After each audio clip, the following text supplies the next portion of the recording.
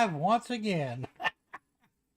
And oh, we got 4 more days till Trump gets back in office. That's a glorious president. It'll be great. But anyway, I want to say hi to everybody.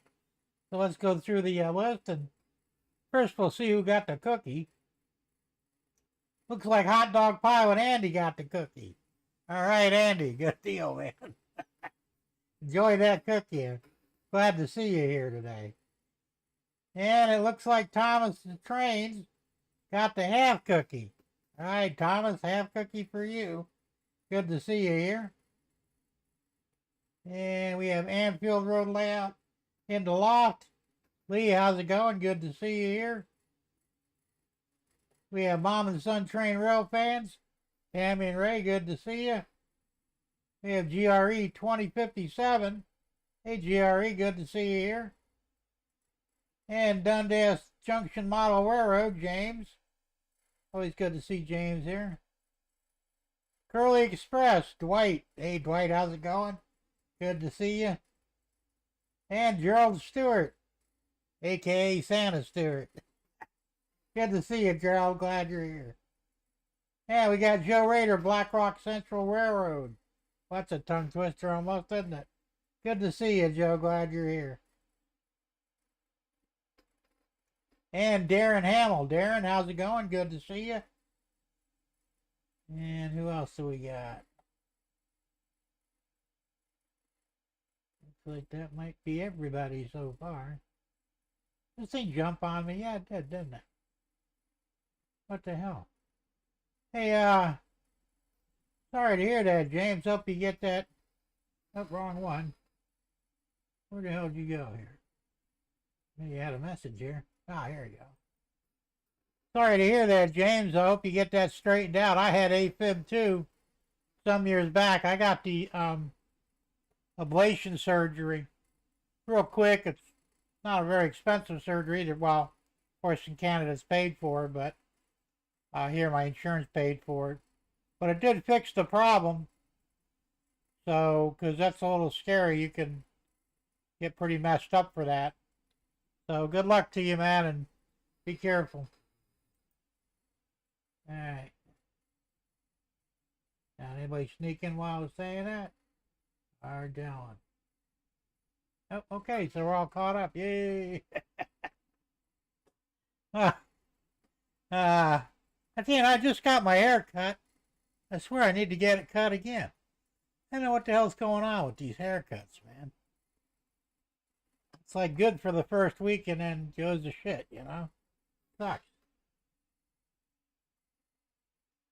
The electric shock, that's how they straighten it out? They shock you? That doesn't sound like fun. Of course, I have a built-in defibrillator in my chest, too, with my pacemaker, even though I wouldn't need it for that because that's been fixed. The way the doctor explained it, he says there's a nerve in your heart that gets a bad signal, and that's what causes the AFib. So they burn that nerve out, and that cures the problem. And they don't open you up. They just go in. Well, now they're probably going through your arm. They used to go through your groin. Sneak up there and laser it off. And the whole process took 45 minutes. And it was $45,000. But like I said, insurance paid for it. But it did fix it. So that was kind of a good thing. They say almost everybody will get it at some point in their life. Usually when you're elderly, like over 60. But you will get it. So everybody, there's a good probability you'll get it too. So be aware. Let's see.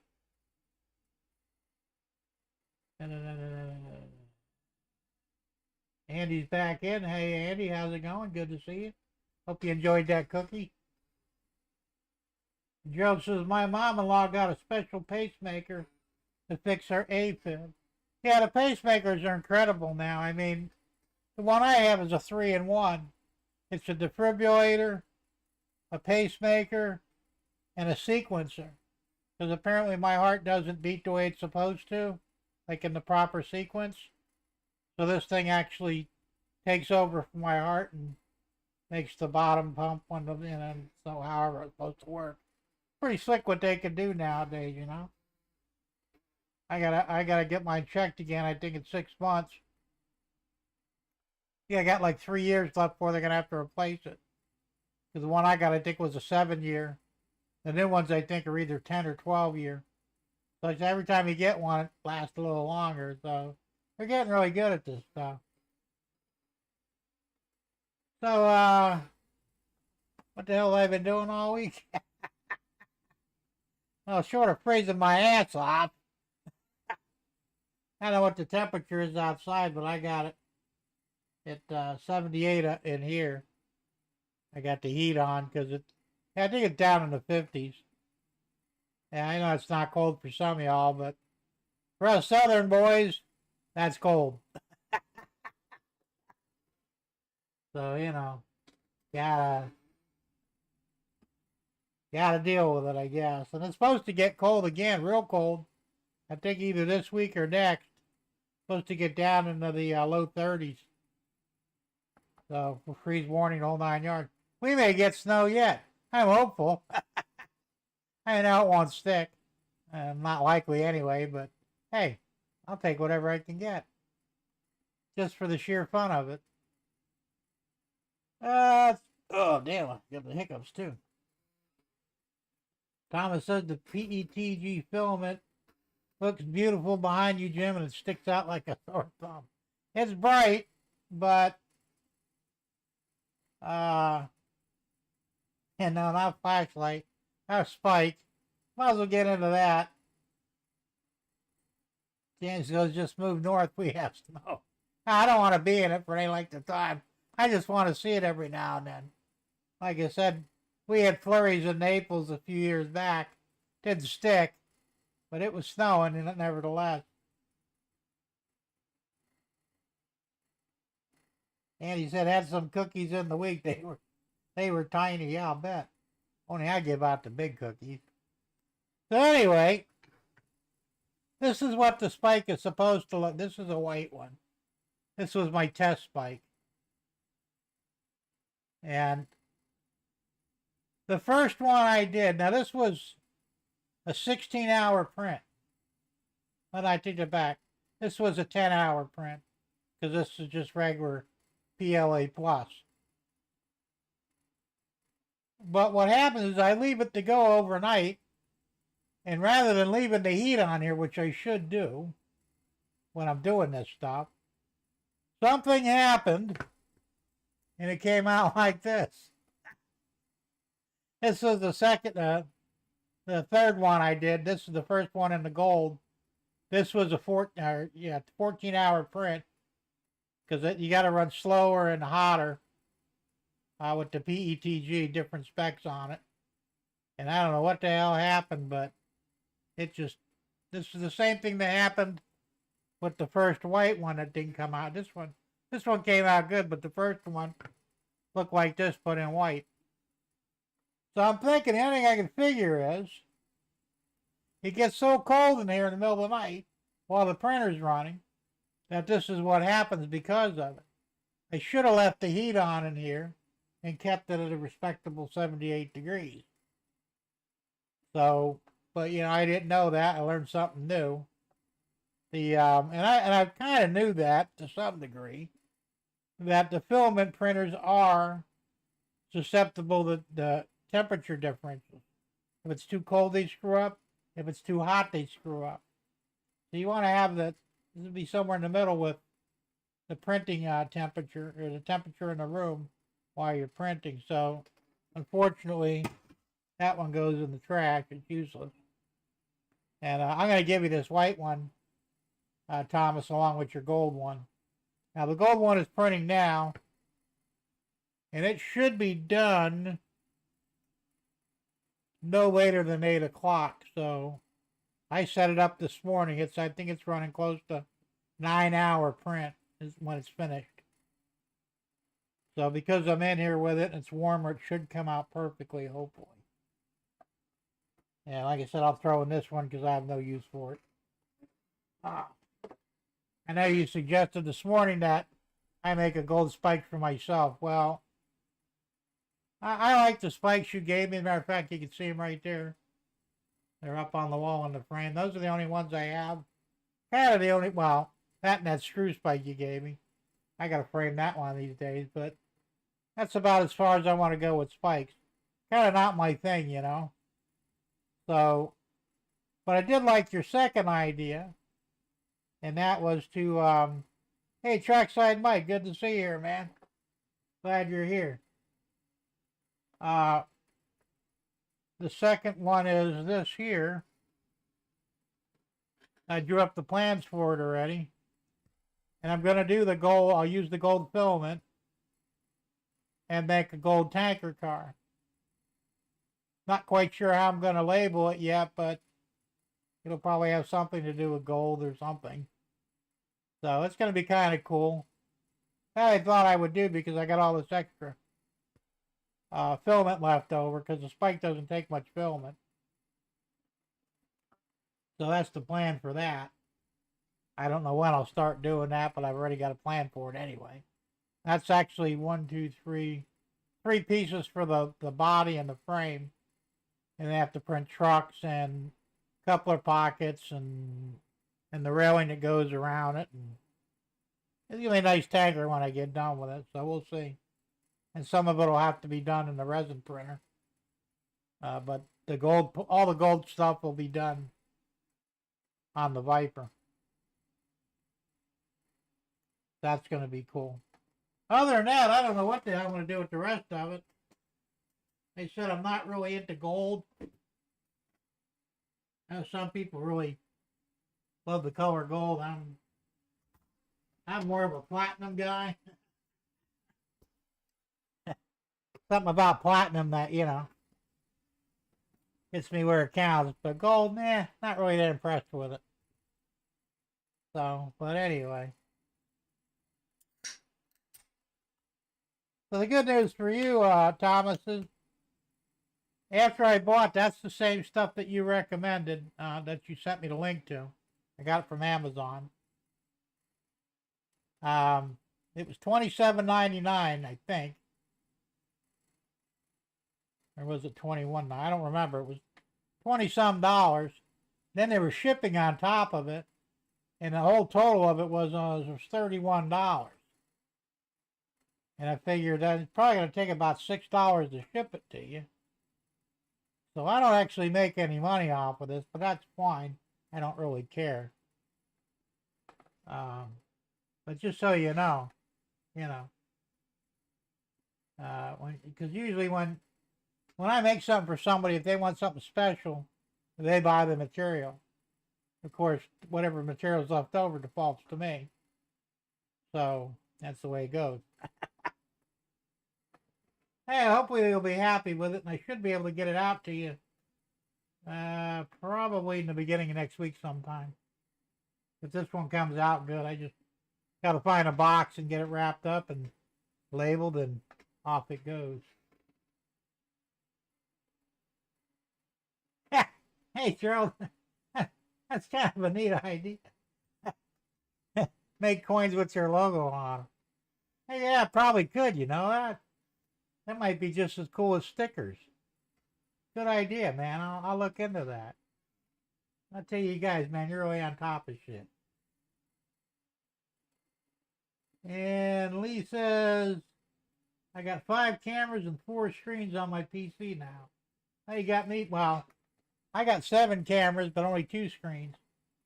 I use the main screen for, the main screen, and then I've got the small 13-inch, I think it's a 13 or 14-inch screen for the chat when I'm doing my lives.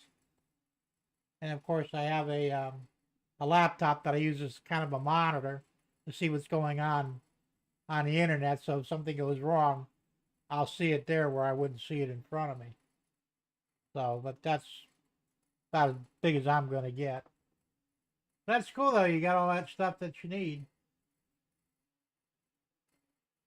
Andy says Elon caught the booster again, but Starship got kinetically disincorporated. Oh, you mean, was that rapid disassembled? Yeah, how's that? Rapid unplanned disassembly? Rudd. In other words, it blew the fuck up. I'm telling you, I wish he'd stop with this shit already because, first of all, it's all based on lies. I mean, yes, he's launching them, but they're not going anywhere. And he's fucking up the climate. I guarantee he is.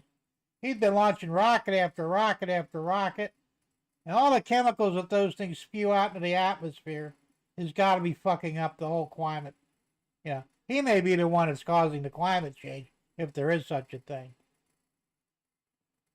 And, you know, and then, of course, they got this other problem now. They also got a letter abbreviation for it. I don't remember what it is. That there's so many satellites up there, mostly because of him, that they're not going to be able to launch any exterior rockets without the fear of hitting something. Of course, you can't leave the Earth's gravity anyway, but, you know, nothing leaves low Earth orbit. Nothing ever has and nothing ever will, whether you want to believe that or not. And they admit it. So supposedly he's got two, it's either him or the other guy, SpaceX, who I can't remember, keep track of who's who, but somebody just launched a rocket with 2 lunar landers on it.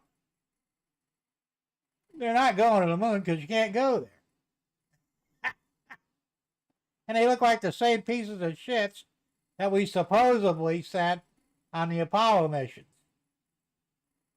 Sorry, guys, ain't buying it, you know. Trackside Mike. Hey, did I say hi to you already? I think I did, but hi anyway. I'm bringing on the heat guy to cold out. Wait till Monday, minus 25 for the high. Yeah, that's cold. And he goes, it go boom. I mean, how many of his ships has he blown up already? I don't know if they say they're blowing them up on purpose, but I have a feeling they're not, and they're just blowing up because they suck, you know. Like I said, the whole moonshot has been kicked back another year because they had a problem with the new capsule. And when a year comes up, there'll be some other problem. We're not going to the moon. Trust me on this, man. I know what I'm talking about here. It can't be done. So they're just going to bullshit you, and hopefully you'll forget, and you go, oh, well, eventually we'll make it there. And Mars, forget about Mars. Nobody's going there. There's no rovers over there. There's no helicopter over there, because the helicopter won't work where there's no fucking air. And you can look that up. That's a fact. So how they fly in a helicopter on the surface of Mars when there's no atmosphere, no air to breathe? All bullshit. That's it. Unplanned rapid disassembly. I couldn't remember what the hell it was. It's Erd, not Rudd. Thank you for that, Gerald. I'm glad somebody's on top of this shit. James said they are flying turds waiting to dump a load. Yeah, maybe. Thomas says, no, you can't go to Mars. You can't leave the Earth's... We've never gone beyond low Earth orbit. NASA admits this. It can't be done because of the Van Allen radiation belt, for one. And if you're a flat earther like I am, and yeah, you can laugh all you want, but there's enough proof that the Earth is flat. There's a dome over us called the firmament, and you can't get outside the firmament. Nothing comes in, nothing goes out. And the government has gone out of its way to fake meteorites and all kinds of other crap that never actually happened. Hey, Derek Alexander. Hey, Derek, how's it going? Because maybe they are going to deliver them so they can show us that they are there from the last time we went. Yeah, right. They did that once already. Remember that? What was it, last year or 2 years ago? They supposedly turned the telescope on it or something, or used a probe, and all you could see is like 3 or 4 pinpoints. Couldn't make out what they were, you know. Just land a probe right next to the fucking parts that we left behind and let us see them in real time. They can't because we never went there. You know, they're full of shit. Hey, GRE 2057, how's it going, GRE? Those Mars missions are staged pictures in the... Yes, they are. I read that too. And it's amazing that they actually took pictures from Mars and compared them with the pictures from the Arizona desert, put them, overlaid them, and they matched perfectly. What are the fucking odds of that happening in the real world? Zero.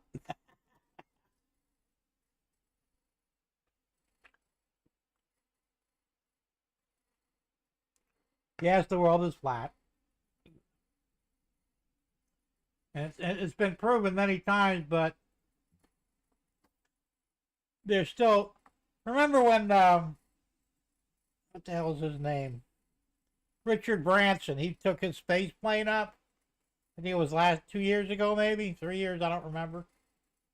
He had a camera on board, and they accidentally, well, maybe, I don't know if it was accidental or not, but from inside the ship, they showed the horizon, dead flat, not curved. And then he got in trouble because he was 5 miles off course, and they grounded him for a year. They were pissed off because he showed us the truth, and now you can't find that footage anywhere. It's been scrubbed from the internet. But I saw it when it was live. And the reason that you see other ones like SpaceX and the other one, that's the one that looks like a fucking dildo. That's the one that Bezos has. They got curved windows. Curved windows act like a convex mirror or convex lens. It's going because the curve of the Earth is ridiculous when you look through theirs. If the Earth is 25,000 miles in diameter, which it's supposed to be, or 24,000 change, whatever, you're not going to see a very easy curve. It's going to be a curve, but it'll be more gentle. And it's always different. They showed a picture the other day. It was on MSN. Supposedly a view from one of Musk's second stages. It was in low Earth orbit, but somehow it caught the horizon of the Earth, and the curvature was like this. Looked like an upside down U. Not fucking possible. And the supposed pictures they take of the Earth, can't see any land masses, or the land masses aren't correct. They're always different. Well, last I looked, the land masses don't change. So they're lying. Trust me on this. Tom Grassi, there he is. Good to see you, Tom. He's there. Hi, Jim and everyone in the chat tonight. Working on my bridge. Got my risers on and paper cloths waiting for it to dry, then road bed. Oh, cool. Then your camera car will fit under it, right? That'd be excellent. Yeah, Spaceballs. That was a funny movie. So Buzz Lightyear didn't fly. Of course he didn't. Now it's strange to Jim. It's all staged. It's all... Well, it is. They're trying to discount the how do I put it? They're trying to basically make God look like he's fake. They're trying to blow that, so because they don't want you to believe in God, they want you to believe in the government. So if they can discount God, then you'll have to believe in something. You'll believe in the government, you know. And if the government's in charge, they'll do whatever they want. But they think anyway. So it's just we've been lied to about so much in our entire lives. It isn't funny. All right, Lee, have a good one, man. Take it easy. Mike said, Jim, I thought they told us the truth. When has the government ever told you the truth? Or NASA or anybody? Thomas says, Jim, yes, the cam fits. And so does a double stack well car. Cool. Well, that solves that problem. And Thomas Train said, there's no way in hell you will go into outer space. There may not be any outer space. I don't know. Nobody knows, because if you go by the Bible says that God's throne sits atop the firmament. So we could be in God's living room or his basement or somewhere. basically in a terrarium type situation. And it says that the Earth is situated on pedestals. Well, pedestals don't fly through the galaxy, do they? And it just doesn't make sense anyway. And in the 6,000 years of recording the stars, the constellations are exactly the same today as they were 6,000 years ago. They would be different over time because, they're not moving at the same speed we are if they were. And you would still see things differently even if it was. So, there's just too much that points that it's all bullshit. Don't get me started on them hosers.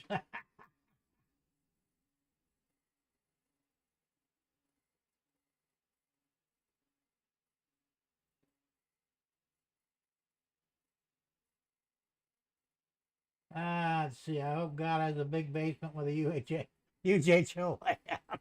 There you go. Wouldn't that be cool if God was a train enthusiast? That would be neat, wouldn't it? Hey, Chuck Schreiber, how's it going? Good to see you here. Thomas says, no, sir, pedestals do not fly. Well, they wouldn't be much of a pedestal if they did.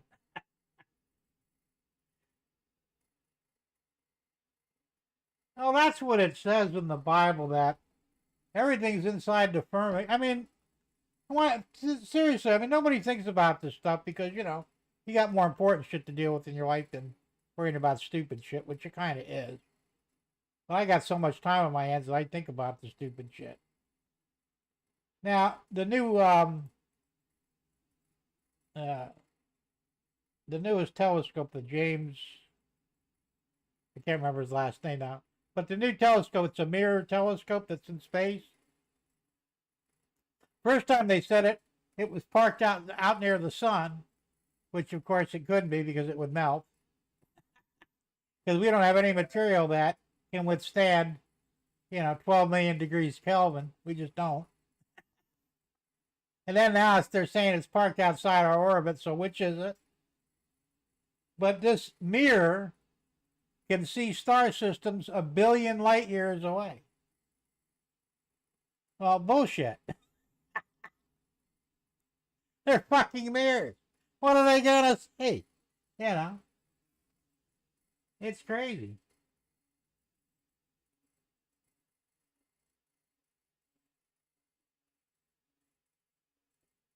Mike says, Thomas, have you ever seen pigs fly? Only when you throw them. But they don't fly far or long.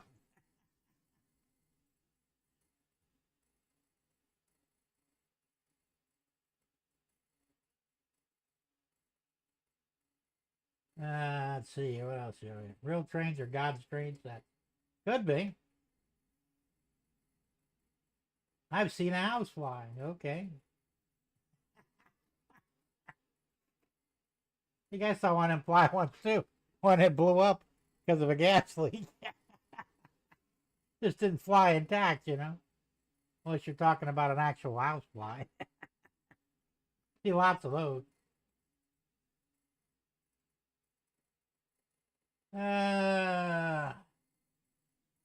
Not really, Thomas. It might be a few ounces heavier than the PLA. I don't know much about it, but I know they gave me, what the hell they do with it? They gave me a data sheet with it. I don't know what they do with it. There it is. And I'm glad they did because they said I never used it before and I didn't really know much about it. But they give you the specs. Can't see that, of course. And it runs a higher printing temperature, 240 to 250. Right? Is that right? Yeah, 250. The build plate temperature is from 80 to 90. And the print speed is 30 to 50%. Or millimeters per second.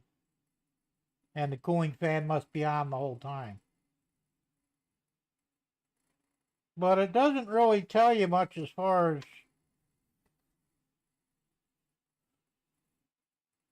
that was in a different language anyway. It doesn't really tell you about its strength or weight. So I don't know. I've read somewhere that it was more flexible than PLA, but then I've also heard that it's harder than PLA. Guess we'll find out. I mean, I can't bend PLA. Okay, just don't give. I can't bend it. Let's see where's the bad one here. Let me get back out of the track. I can't bend this either. So I don't think it's flexible. Is it heavier? Well, I got different specs on this though. And I think I did 75% infill in this to get some weight in it. For this one here, I think I did it was 25% infill. It's a little bit lighter, but not much. So I guess you'll have to figure that stuff out when you get it.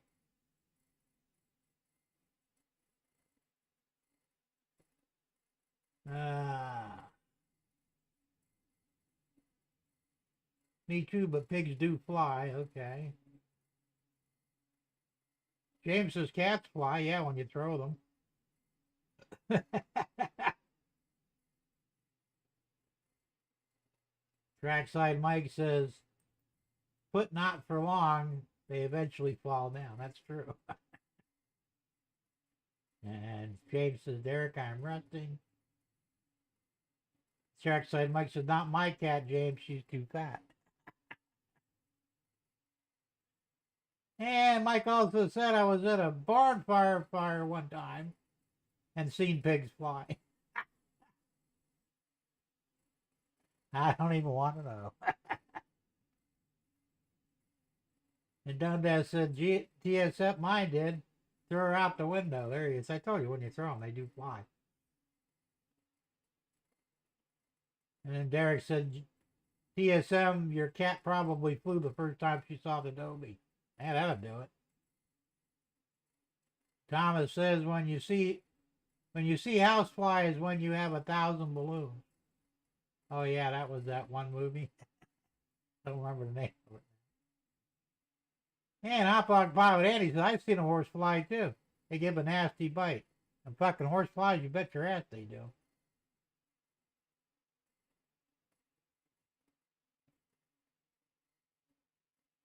And Gerald says, a catapult or a pigapult? That's a good one. A catapult. Yeah, that's right. You know, now they call them, fuck, what do they call them? There's a different word for them. A trebuchet. I always known it as a catapult, but now they call them trebuchets.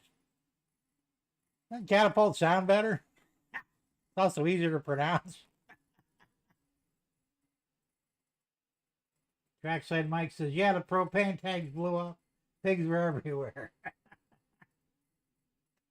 And Thomas, here you go, Thomas. I've seen time fly.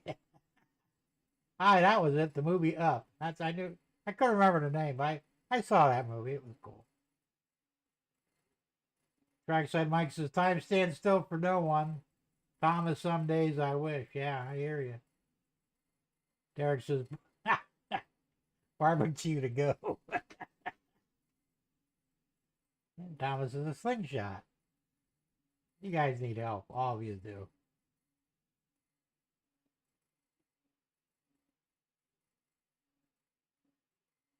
Actually, Mike says, I shot a propane tank one time with the 50 caliber with Tanner.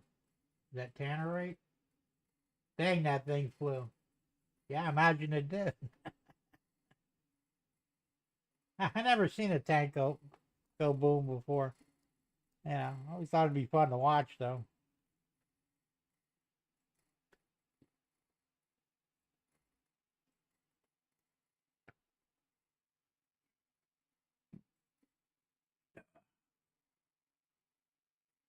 So anyway, that's pretty much the experience. Oh, and I did print this too. Almost forgot. This is cool. This is for Curtis from CNL. And it's kind of hard to see the brick out inlay in there, but there's bricks. And it goes on the side of his house. It's an exterior fireplace, you know. Well, I mean, it goes into the house, but it's pretty cool. And he asked me to make one up for him, so I did. Once again, my design, based on his specifications. So when he gets a chance, he'll have to come pick it up. How's the layout coming? Ain't doing a fucking thing. I haven't been able to do much. I mean, well, you saw the landfill, I imagine, by now. That was about the only thing I accomplished on it. I got to get the plywood for the second level and the foam. Then I'd like to start laying tracks and maybe getting some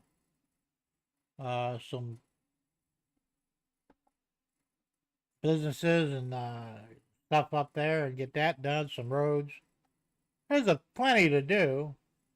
Like I said, until I get that second story laid up properly, I can't do much with it. And of course, I'm supposed to start the outside expansion next month. Now, I gotta fix my stupid Ford Ranger because it's got a bad starter in it. I know you guys been hearing this shit for a year. But I really do have to get it done this month, and I'm going to do it. I'm just kind of waiting for it to warm up just a tad bit.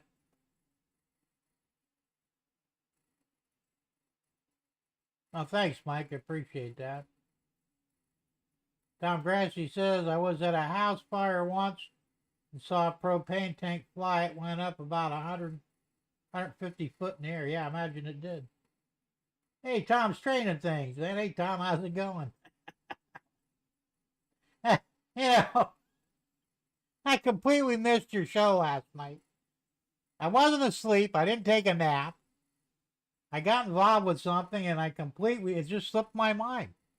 I mean, all day long, I got to see Tom's show tonight because it's Wednesday, you know. And I guess it was around 7 o'clock, 6:30, somewhere around there. And I got involved in something and it's like I completely forgot. And Thomas Trains, he sent me an email, which I didn't see until like midnight. So, oh shit, he said, shit, you know, you missed Tom's show. Like, God damn it, I did, didn't I? But I watched the replay today. I even left a comment.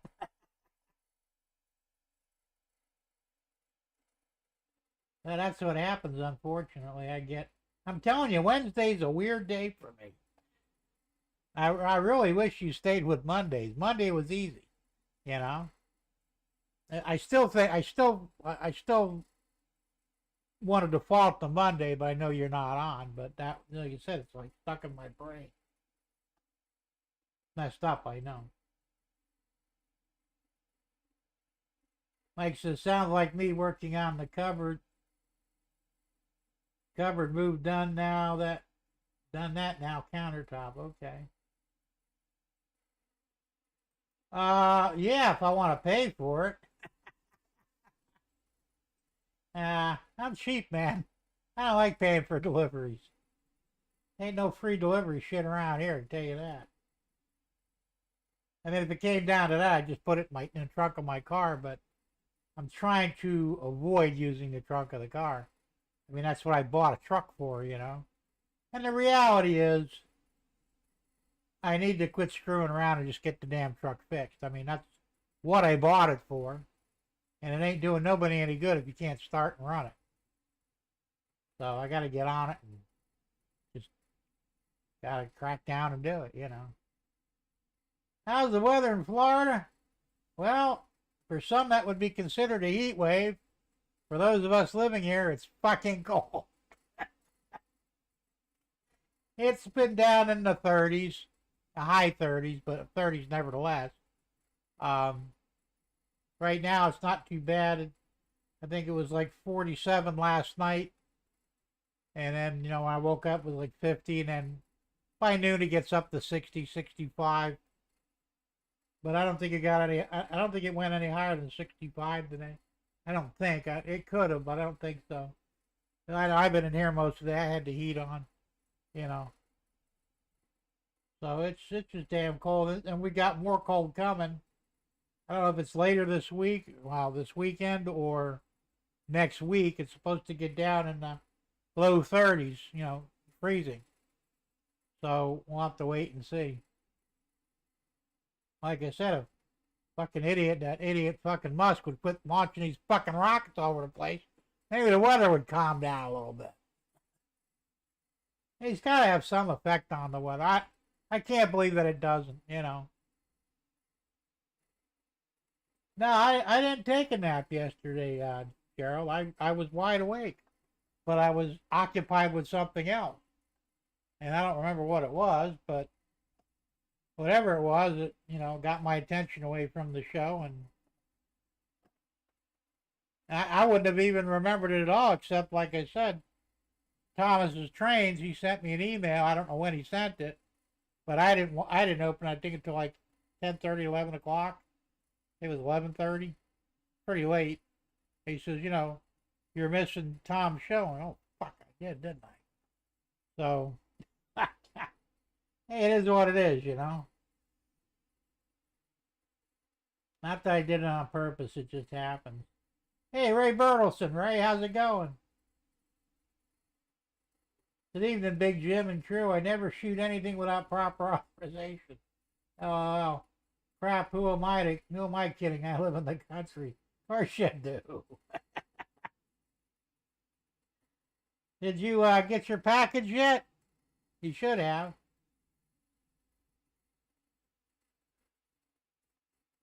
Mike said, who did capture? I have no idea.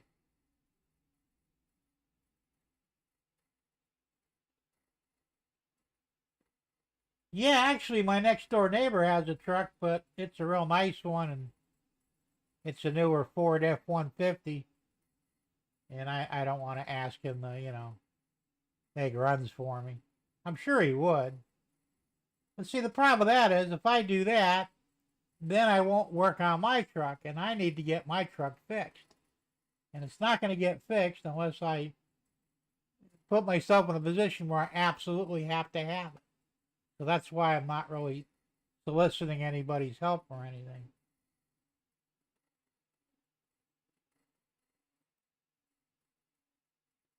Thomas Grazzi says 25, snowing, wind chill of 9 degrees today. Well, it sucks to be you, my friend. That's too fucking cold. I mean, I've been in temperatures even worse than that before, but that was back when I really liked it. I enjoyed the cold. Now, not so much. Big Jim, it's one less 7x18 patch of lawn to cut. That's true. That's the one nice thing. I don't have any grass to cut here. It just doesn't grow in the winter, which is fine. We've had a couple of minor rains, and it hasn't grown at all. I mean, like, growth is stunted during the cold. But normally, during the summer, I'd have to do it about every week and a half, 2 weeks. I mean, it grows like, somebody spits on a lawn, it grows up, an inch. It's messed up. And he said, no damn Canadians sending you that cold weather. No, I think it's the Alaskans doing it. Or the polar bears up in the Arctic Circle. I imagine that Canada's probably taking a beating too with the weather.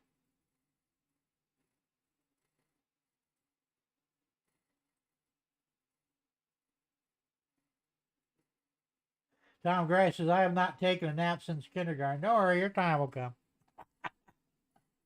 It's an inevitability.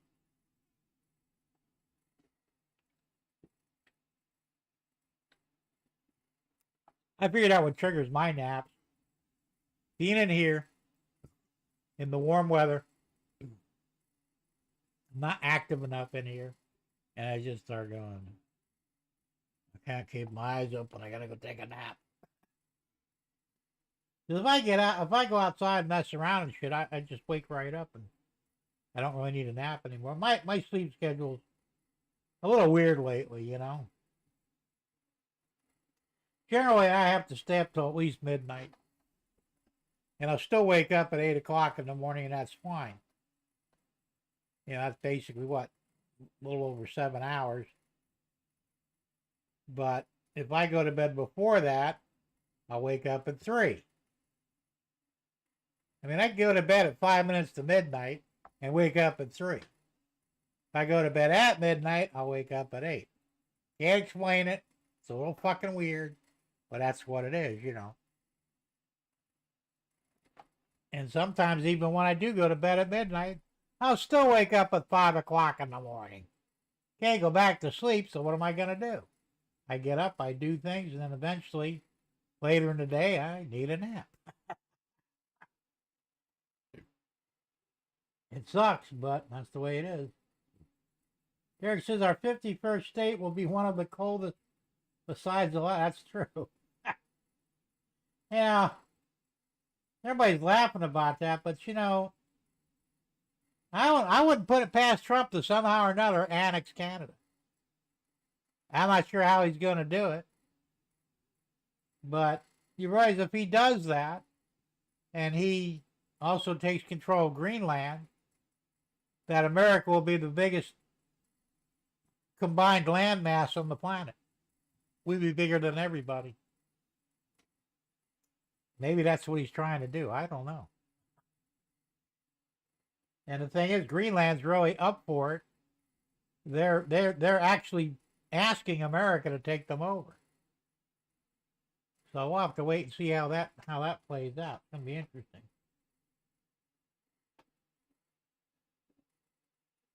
Like, so shit, you sign me up for the 50. You sign me up for the 52nd state. No, it'd be the 51st.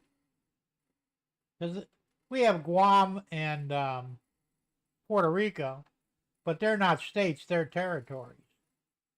So they don't count as states. That's why we don't have 52 flags. We only have, or 52 stars. We only have 50 stars. But if we annex Canada, then we're going to have to make new flags, so there'll have to be 51 stars. And I think even if we take Greenland, I think they'll wind up just being a territory too. I don't think we'll make them a state. I mean, he might. Who the hell knows? I mean, he's got some plans going on there. I have no idea what the fuck they are.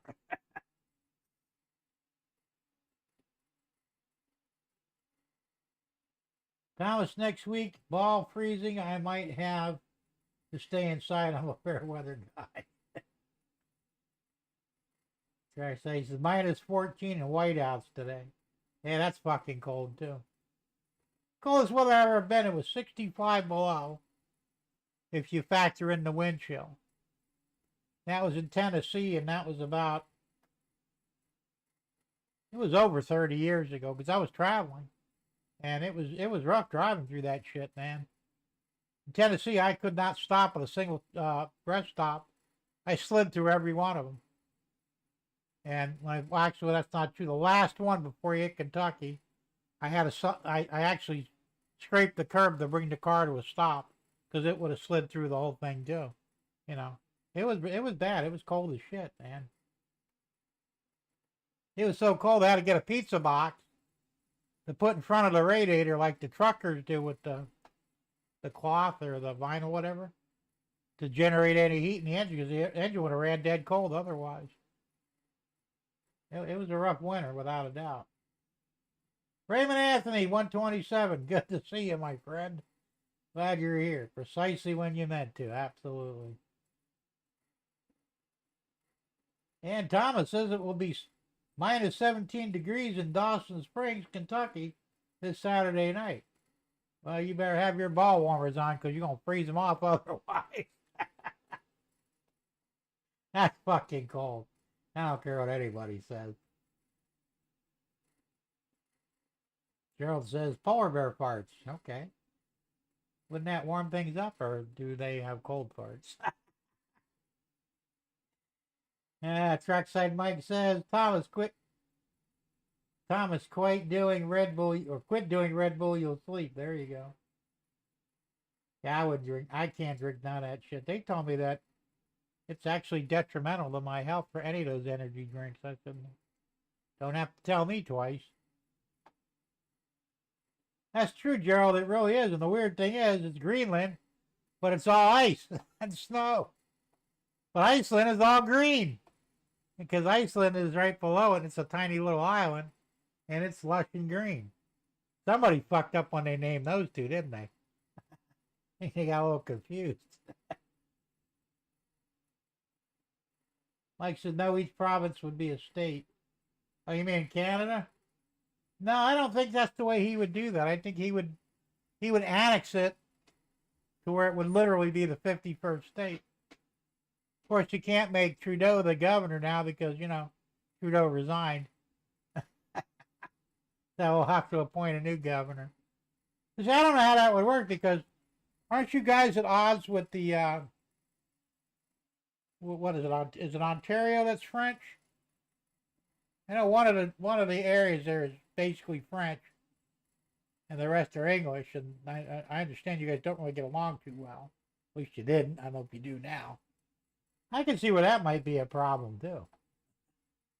I don't know how he's gonna pull it off, but if he does, he does. Hey, John Train, BFGR, how you doing, John? Good to see you here. Because I'd move to Jamaica if he does. I don't know. He's got some ideas, but he hasn't done anything bad for America yet. And until he does, I'm not going to badmouth him.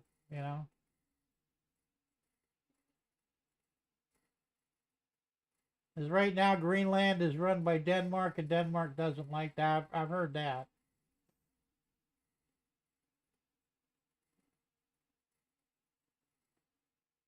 Tom Gray said, Jim Canada added we would have 60 states. They have 8 to 10 plus 2 territories. I don't know how they would do that, And Gerald said a state with only 65,000 people.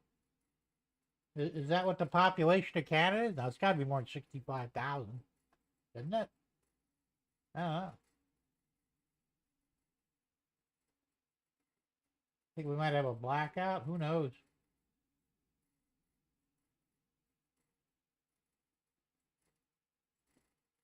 Tammy and Ray, what's going on? Good to see you.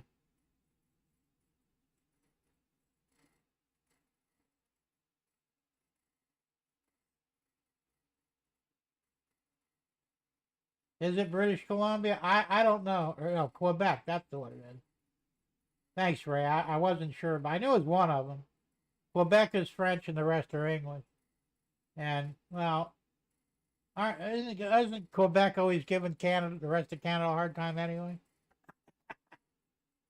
Of course, Trump would probably go in there and fix that too. I don't know. I don't know how he's going to do any of it if he can. Maybe he's just blowing smoke up our asses. Who knows? Crooked River and Eastern Railroad. It's Crooked Dave. Dave, how's it going, man? Good to see you. Yes, they're controlled by the Dutch right now. But apparently Greenland doesn't like the Dutch and vice versa. And last I heard that they were actually begging America to take them over. They would be better off under us, maybe, I would think. We'll have to wait and see how that goes. The problem is Russia wants them too. And probably so does China. From a tactical standpoint or strategical standpoint, those would be perfect places to launch an attack on the United States because it's very close. But that's why, if it does go up for grabs, we need the one to grab it. Plain and simple.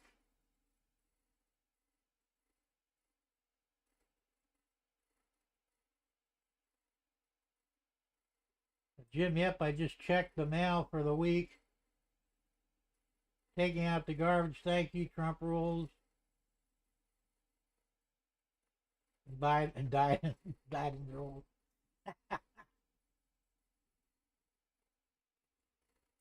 Now, that guy ain't right anyway, you know that. But... All right, Mike, have a good one, man. We'll see you later. Canada has 32 million. That's what I'm thinking. They'd have to be more than 65,000. Oh, Iceland has 65,000. Yeah, I think I heard that somewhere or something close to that. Yeah, there's not really many. There's more land than there is people. There's supposedly a lot of minerals in there. You know, natural resources, oil, diamonds, gold, palladium, all kinds of shits up there. So I think it would be a good thing. I mean, whether we buy it or just take it over somehow. I mean, I have no problem with it if that's what they want to do. Thomas says Canada is now at 41,288,599. That's not many either. I thought there was more people than that there.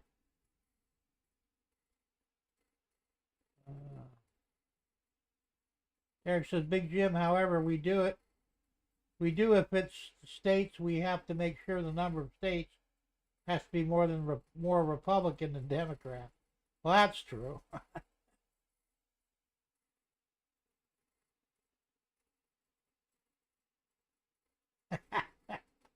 What about Japan? Japan, they're isolationists. They're trying to keep their country pure, and I don't blame them. I mean, if you want to go to Japan, you can go there. You can never become a citizen, my understanding. You could be like a permanent tourist, but you can't get citizenship there unless you're Japanese. Even if you marry a Japanese woman, you're still not a citizen. There's only one language there, and that's Japanese. One religion, whichever one they actually use. I mean, I have a lot of respect for them. They're a little weird in other ways, but realistically, keeping their country pure is the smartest thing they could have done. We should have done the same thing. And I'm not saying I'm a white supremacist, because I'm not. But I think we should have rules that similar to Japan's, where our language is English. You either learn English or get the fuck out. This is bullshit. 1 for English, 2 for Spanish, 3 for whatever, and 4. That's bullshit. One language, one people. And I think that's where we're so screwed up in this country.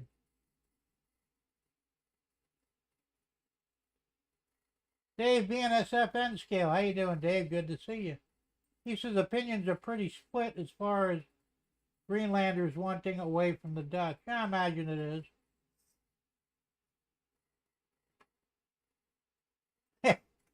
They're probably all from Muslim countries. They might be.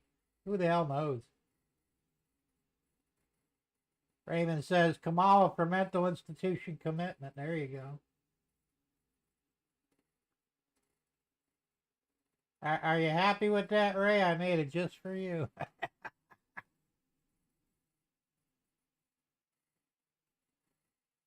And actually, yeah, I made one for myself too, but they're the only 2 in existence that I know of. Because most of the ones I did were the old style ones, or the weird style ones. Anyway, happy to oblige. Hope you enjoy it. Crooked Dave, if they are Muslims, they won't come out in the winter. Is that true? I don't know. It's going to jump on me again. Yep, it did. Canada has the most minerals in the world. Look it up. I'll take your word for it. I have no idea.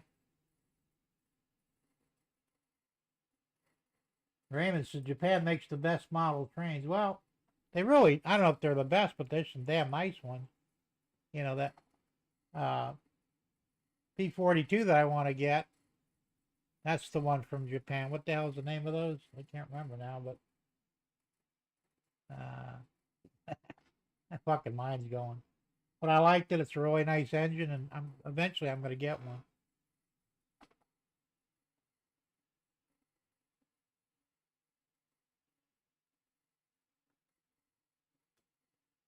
Ray says, hi, Mom and Son, train real friends. Ray's doing a great job on the kits. Yeah, he is, man. He's kicking ass with those Legos. Pretty cool.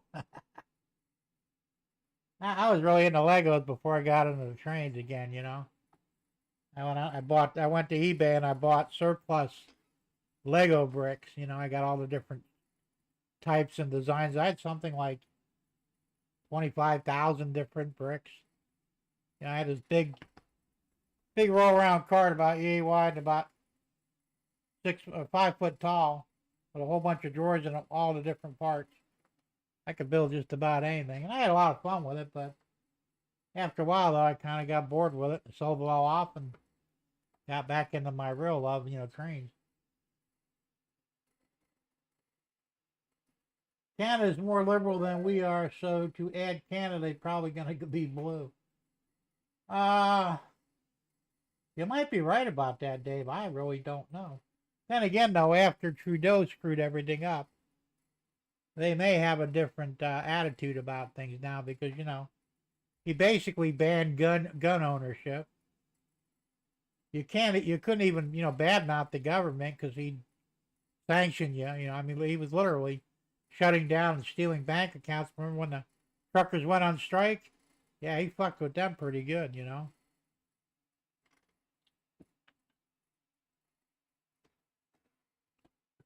I don't know. It's hard saying, though. Floyd Robbins. Hey, Floyd, how's it going, man? Good to see you here. Yeah, all that gold thing on the printer is the golden spike 3D printed. Yes, it is. Not quite done yet, but get my chair out of the way here. I still got a ways to go. I think at least another hour, probably. It's a slow process. But I'm going to have to stay in here until it's finished anyway because either that or leave the heat on, and I really don't like leaving the heat on all night. So I'll just stick with it. Raven says, want to read Russian? Learn the Cyrillic alphabet. That's I have enough of a problem with English. I'm not going with any other. Damn it, it jumped on me again. Ray says, I need a fleet of them to send to a friend in California. That's pretty fucking funny. Caro, that's it. Yeah, they're nice engines, man. You know, the beauty of them is, I was looking at, it's a DC model. They don't really classify it as DCC ready. It's just DC, but I was watching a YouTube video on it. The guy got the DC one. Same one, P42. And he converted it to DCC with sound. Didn't have to do any modifications at all. Everything's laid out for it. There's a place for the speakers. It's set up for the DCC decoder. I mean, you can't go wrong with that, man, The Japanese are pretty smart, I guess, when you give them some credit. The torpedoes are nice, but they're just too damn expensive, The Kato they wanted for the P42 I wanted, they have like 8 different versions. They have different things on there. They have the train safety logo on there on one and a bunch of other stuff. But I think they went for the DC body, it was $146, brand new. Where now if you got one that was DCC equipped, they're around $300, which I thought was ridiculous. But the Rapidos, I don't know, I haven't looked at the prices, but based on some of the other locos I've seen, they're up in the $350 range. They're DCC with sound and all, but even their DC versions, if they even have any, they're still going to be way more expensive. And, the bottom is, I got to look at price on all this stuff, Tomics. I bought a Tomics track cleaner back when I was still in Naples. Wasn't bad,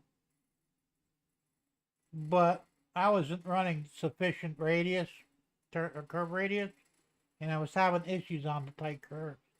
So I wound up selling it. I should have kept it because it would have worked fine on this. But that was a pretty good unit. It didn't cost me that. I think I paid $60, $65 for it brand new. Wasn't bad.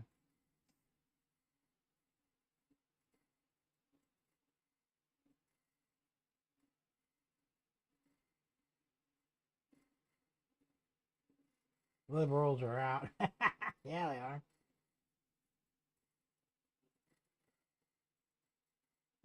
I mean, I don't know what the fuck's wrong with the liberal line of thinking. I mean, everything they believe in, everything they try and push, it blows back in their faces. It just doesn't work, you know. So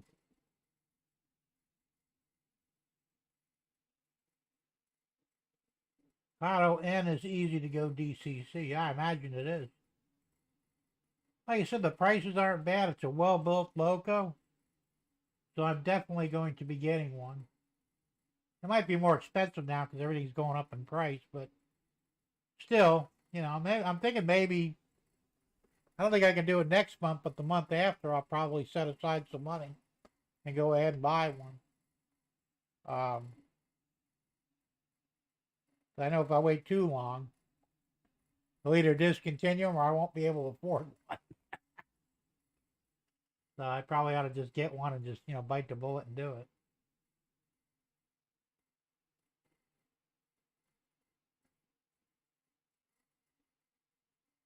Dave says the older Kato P42s had dual drives. The new one doesn't, so I'll go with the new one. I haven't even looked at used ones, although I would not rule it out if prices got too crazy high in the new one.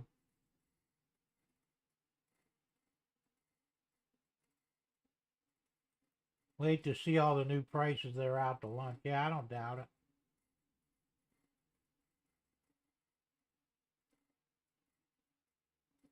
Thomas says, Jim, the Amtrak passenger trains in Florida are the Silver Star and Silver Meteor.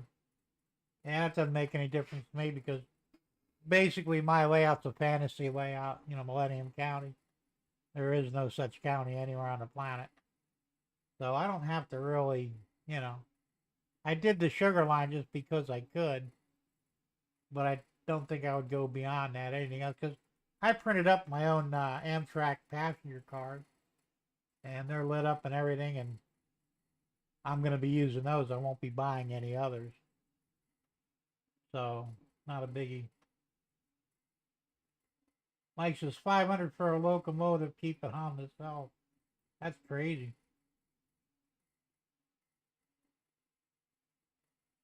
Floyd says 3714. All right, you guys, come on. We gotta get this shit every week. Hit the fucking like button. Not hard. Right there in front of you. Hit that motherfucker. It's good for the fuck, I forgot what it's called. It's good for YouTube either way.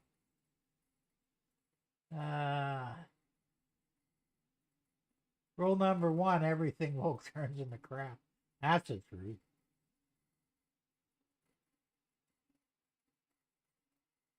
And Tammy says, Jim, we love fantasy layouts.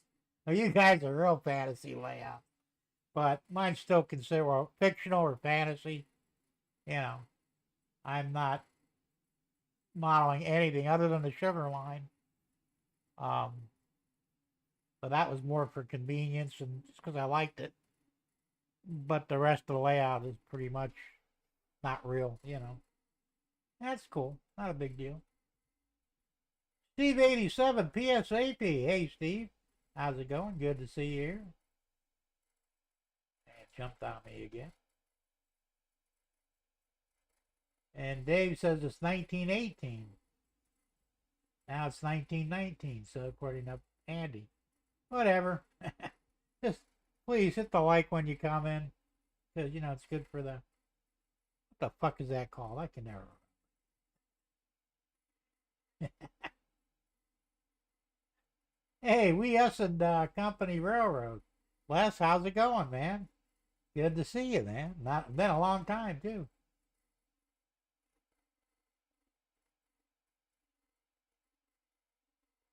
Thomas says, Jim, you should put an Atlantic Coastline private car on the end of your Amtrak. Why? Why would I do that? I keep things simple, man. I don't want to get too crazy or complicated. JD, what's going on? Good to see you here.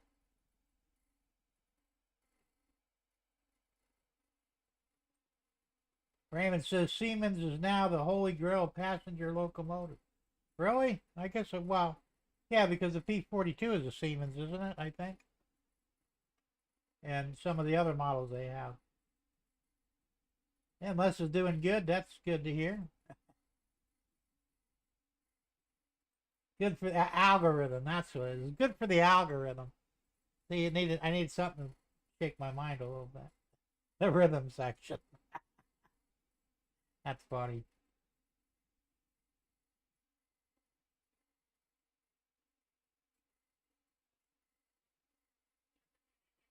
So P-42 GE, okay. I don't know.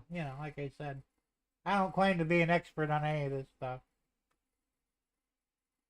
I just see something, I like it, I know it, I know what I like, and I'm eventually going to buy it. Whether I know anything about it or not, immaterial.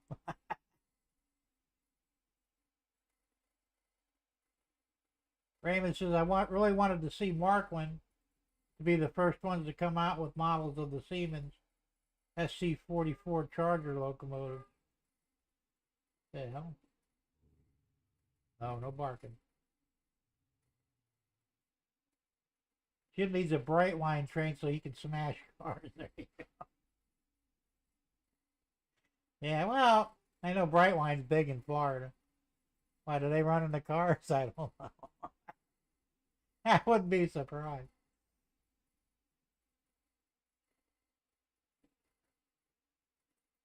Who the hell knows, right? Expert equals has been drip. Yeah, that's true. Experts scare me because a lot of times they're usually not. Yeah, listen to the experts. Well, how did they become experts? And how do we know they really are? I can call myself an expert. Doesn't mean I am. Just means I'm trying to convince you that I am. Big difference.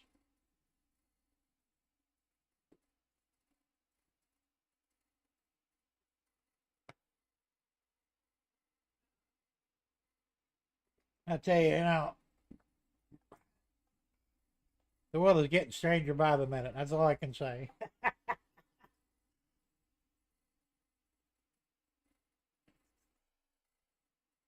Experts in government are always wrong. That's because they're not really experts. Well, they are in their own mind, but that's about it.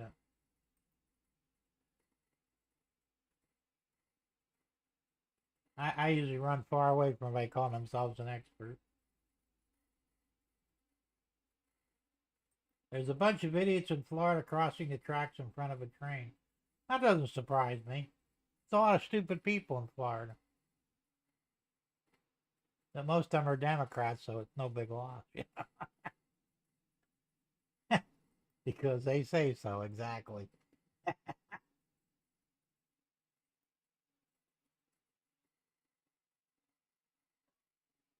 As a guy wrote in the Quora the other day, and he was bitching about, I can't remember his first name, Hegseth, the guy that's going to be running the Department of Defense, one of Trump's picks. He said, that guy's not fit to be a commander of anything. And he doesn't know what the hell he's doing, and he has no experience, and frankly, I think if he got in, he'd destroy the military. I wrote him back. I said, well, first off, are you friends with him? Because if you're not, you don't know what the fuck you're talking about. I said, he's got people standing up for him. There's even some generals that are backing him up. So he can't be the dumbass that you're trying to claim he is. So why don't you just shut the fuck up, let him get in, see what he does. If he fucks up, he'll be fired and replaced, and everything will be fine. But if he does a great job, well then, you're going to look pretty stupid, aren't you? Guy writes me back and says, well, how do you know him? I said, I never said I did. I just said if that's Trump's picks, I trust Trump to pick good people for the job, and, we'll see what happens. You're the one who's bad-mouthing Hegseth. What do you got against him? Do you know him? Or are you his friend? You haven't answered the question. There's somebody you'd rather see in there? If there is, let me know who it is. I'll wait. And he writes me back again. He says, well, I don't have anybody in particular. Well, I guess you need to shut the fuck up then. You know? You're either part of the problem or part of the solution. Which is it? If you don't have somebody that's better than him, then you're part of the problem. Leave the guy alone. Let him be. What the fuck? Unbelievable.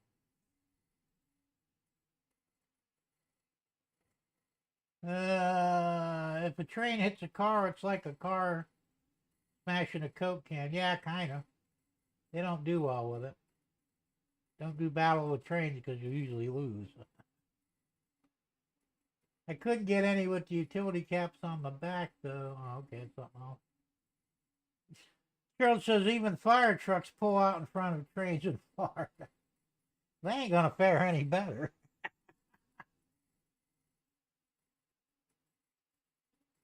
And he says some of the worst things imaginable have been done with the best of intent. That's true. What about Rick Scott? I don't like Rick Scott.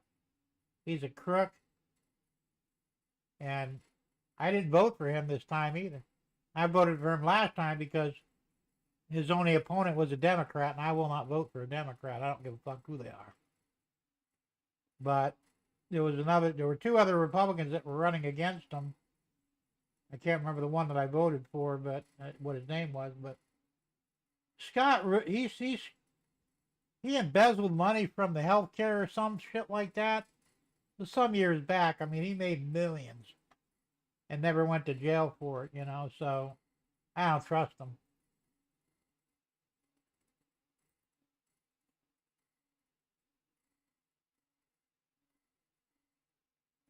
Definition of an expert is a drip underwater, says Tom Grassi. You may be right about that. Go, Donnie, go.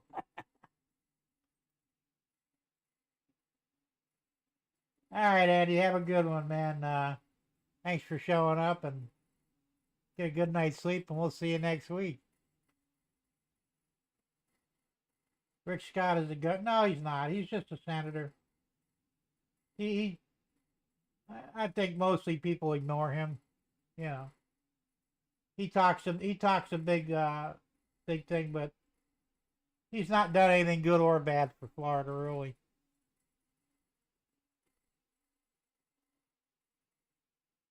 Dave's got it right. Republicans are not the solution to our problems, but Democrats are the main cause. Well, you got that right. Yeah, we really need normal people, everyday workers to run the government. But I mean, people with, integrity, which I know is getting hard to find these days, but any politician, whether they have an R or D behind their name, more than likely they're crooks anyway, and they can be easily bought off. And of course, that's a problem. And Joe said, Jim, did you not see where a fire truck cut off the Florida rapid train? I didn't see that, but that doesn't surprise me. And that's pretty stupid, There's a lot of dumb people here in Florida. They say it's, too much sun. I don't know. There might be something to that.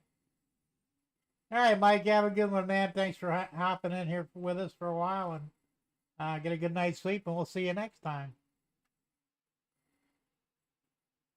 Raymond says, fuck you, Newsom. In other words, let's go, Joe. Newsom's finished, too, I think. He's digging himself a pretty big hole that he's not going to be able to dig out.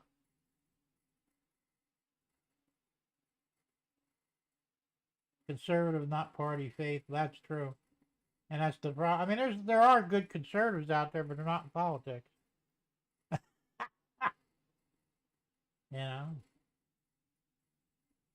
I know there's a shitload of old people in the government. I was watching them. They were growing Pam Bondi, because she's going to be the new AG. I don't dislike her, but there's a few things about her that bother me. But it is what it is. But they were growing her, and I mean, old fucking politics, like in their 80s, they look like. They're ragging on her, and it's like, who the fuck are you people to talk? You probably can't even get out of bed in the morning, hardly. That's messed up, man. There should be term limits, and there should be an age limit. You know, like maybe 70. I think after 70, unless you can prove your mind is still sharp and you're coherent, you can't be a politician anymore. And I think that we should monitor every dollar they take in. So if they're doing insider trading or taking bribes or whatever, they're on the take, whatever, they should be immediately tried for treason and hung. But, you know, I mean, how do you, look at Nancy Pelosi. She's been a congresswoman or senator, whatever the fuck she is. What, 36 years? I don't understand how people keep voting for her because, you know, her district, San Francisco, is a shithole. Why would you keep voting for the same person that's just running your district into the ground? Beyond me.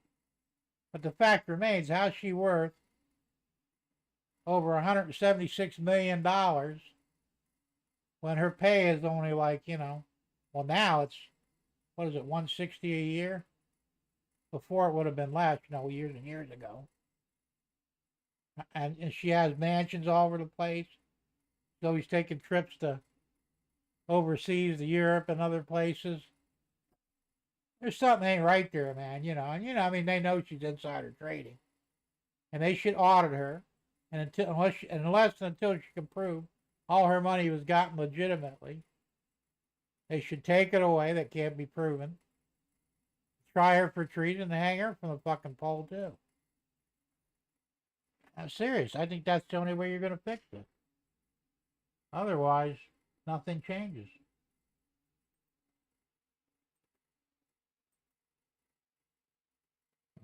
Oh, damn, I'm stuck again here. Come on. There we go. We go. Messy Modeler. Damn, I'm super late. Well, you're not the first one. I wouldn't worry about it. Yeah, you're here. That's all that matters, right? Thomas says I'm 100% Trumper. Well, I think most of us in here are. I hope anyway. Joseph as in Joseph Stalin, the Soviet dictator who had since reincarnated into Gavin Newsom. You know, they said that. I'm sorry, Newsom. I was thinking of Trudeau. You know, Trudeau is supposedly Fidel Castro's bastard, illegitimate son. I don't know, but it's been rumored for that for many years. I mean, maybe he is. I don't know. But Newsom is actually Nancy Pelosi's nephew. You know the apple don't fall far from that rotten tree, right?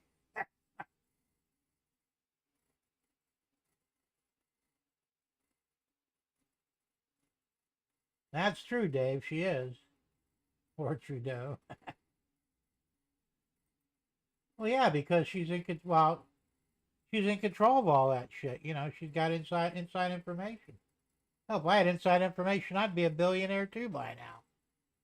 Except I'd also be in prison because, you know, I can't do it, but they can. Something wrong with that picture, huh?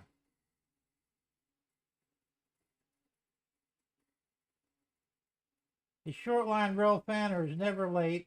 Frodo Baggins, nor are they early. They arrive precisely when they're meant to. There you go. Nancy the bad apple. Getting ugly too, man. She's had one too many facelifts. And I don't know what's going on with that. She supposedly broke her hip when she fell down the steps. But if you get hip replacement surgery, you're not walking without a cane or a walker a week after you get the surgery. I know too many people have had hip replacements, and they're usually fucked up for 6 months or better, sometimes even permanently. They walk with a cane now, and she's hobbling around like no big deal. There's something going on with that too, and I don't know what it is.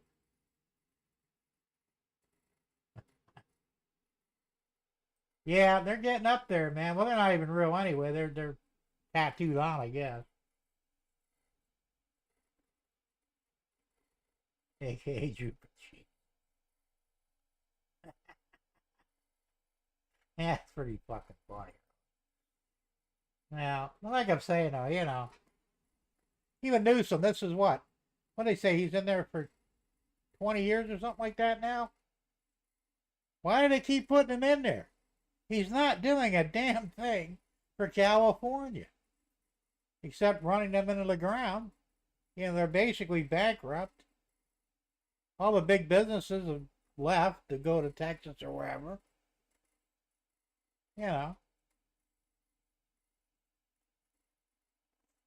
It's not good. Gerald says Nancy P. clone, or Nancy Pelosi clone #5. Yeah, you never know, And maybe she is. Who the hell knows? Maybe they found. Maybe she died. I'll bring out the clone. I don't know if they've gotten that far yet, but yeah, it's anybody's guess though. Really, I mean, what they're looking at. Who knows? It's all some weird ass shit going on. I'm waiting for them all to drop dead. I mean, I hate to wish death on anybody, but I mean, these people have been around way too long. Either retire or fucking please go off and die somewhere. They're not doing anything good for this country. Yeah, it was. And, well, I think he had to because he would have wound up losing money if he'd have stayed there. And Newsom probably would have wound up shutting them down anyway. Warren Buffett's another asshole that needs to die. He said, I don't know what it's going to take before these people trigger somebody, or maybe a bunch of somebody, to take out the trash. You know what I mean?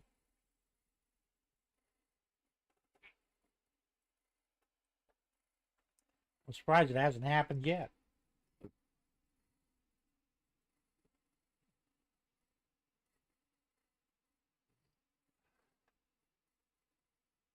So what else am I doing here? That's about it. Oh, I did take some shots of my cars. They're still not. Shit didn't change. There we go. There's the Le Mans. It's getting there. It's still not. That's just a mock-up right there. I still got to finish the interior. I got to sand down the body, get it painted. It's in primer right now. The chassis almost done.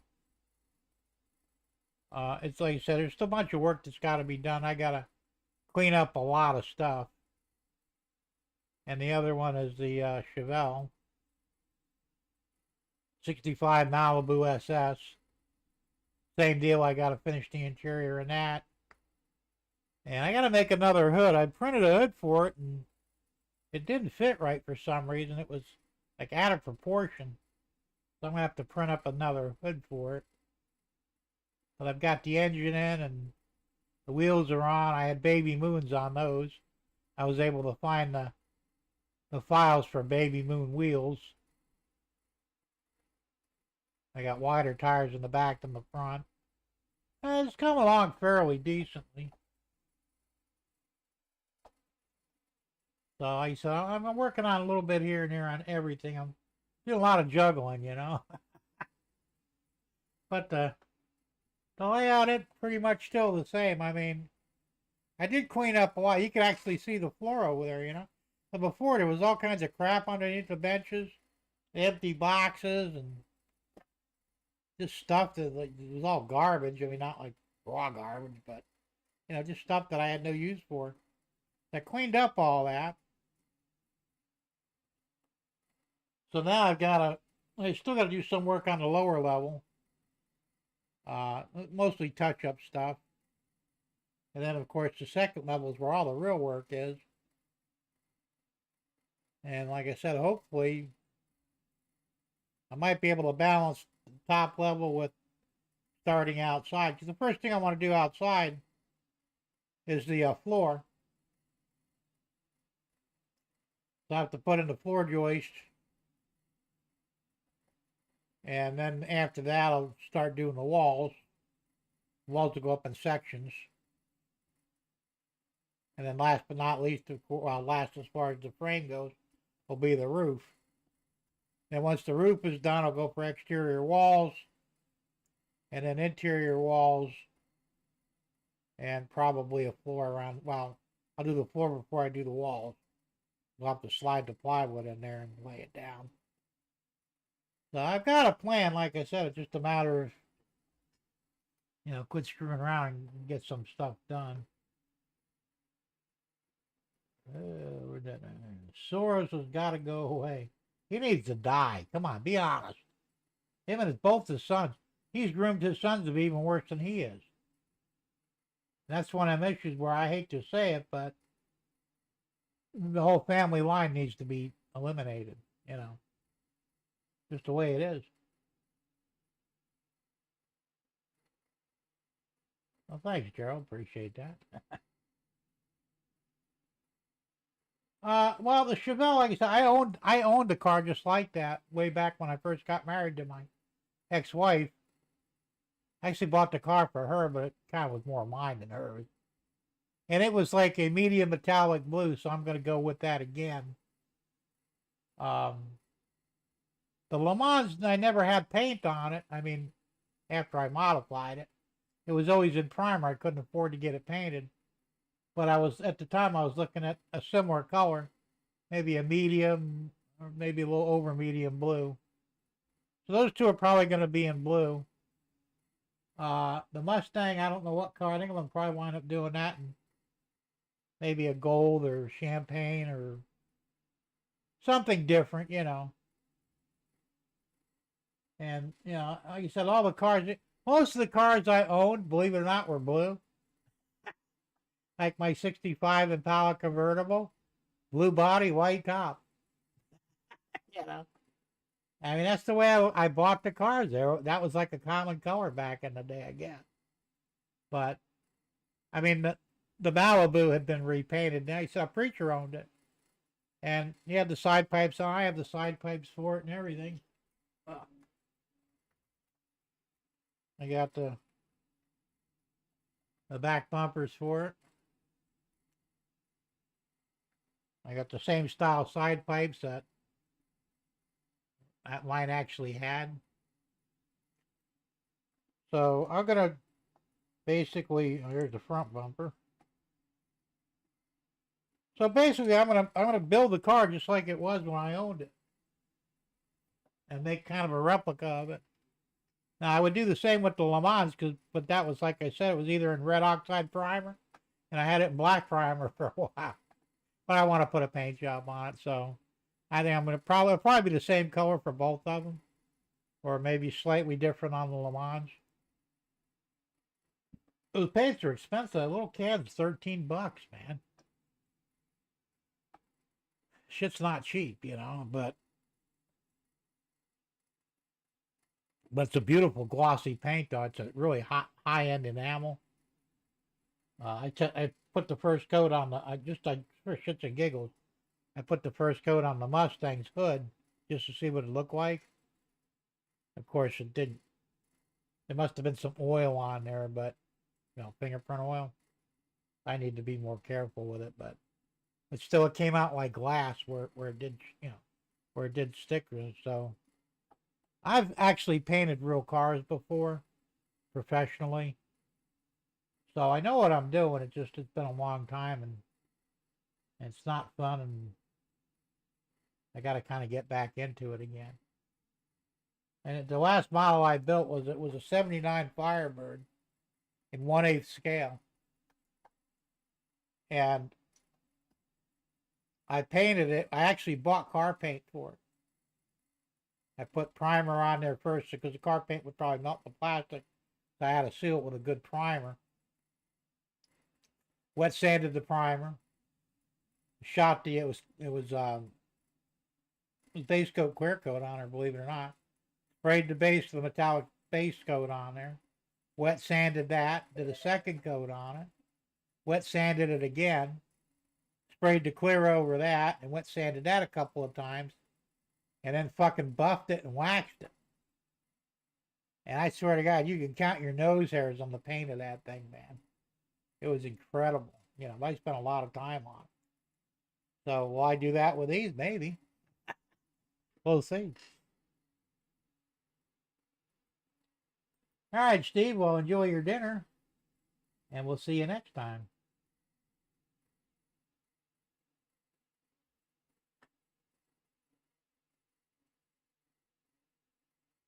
Thomas says, "Hey Dave, I have a real BNSF Railroad watch. It's a wristwatch. It was $150. And you have a bank or something there? Where are you getting all this money from?" Yeah, that's cool though. Well, thanks, Messi. Appreciate that, man. I hope I'll have something nice to show off when I get these done. So I'm not in a big hurry. You know, if it takes me a few months, so be it. You know, that's the thing. I'm trying to get into that attitude, I guess you call it, to where I've always been in a hurry to get things done. You know, I don't do things half-assed, but if I would take more time to do things, I'd get a 10 times better job, whatever it is I'm doing. So I'm trying to train myself to slow down, take my time, make absolutely sure it's perfect, so I can be really proud of it when it's done. So I want to do the same thing with my layout, you know. So I'm not in a big hurry to get anything done in here. I'm more interested in getting it done right and getting it done well. So hopefully this will pay off for me. It's water resistant. Oh, your watch? Yeah, probably. Yeah, most watches are stainless steel now, the bezels on them. Messi says, I have that same 79 Trans Am. It's in flat black. Not done yet, trying to make it into a RC car. That's cool. I bought it a long time. It was probably about 20 years ago, maybe. Beautiful car, though, man. Like you said, the fact that it, 8th scale. And I spent a lot. It took me about 6 months to finish it, but I mean, I literally patterned it after a real car. So, yeah, came out really nice. James says, remember, road to Amherst, 8 p.m. on Trackside Mike's channel. Oh, you still got 20 minutes. Might be wrapping up by then. Who knows? Bernard C. Bernard, what's going on, man? Finally made it in here, huh? I got to rag on you a little bit. Yeah, glad to see you, though.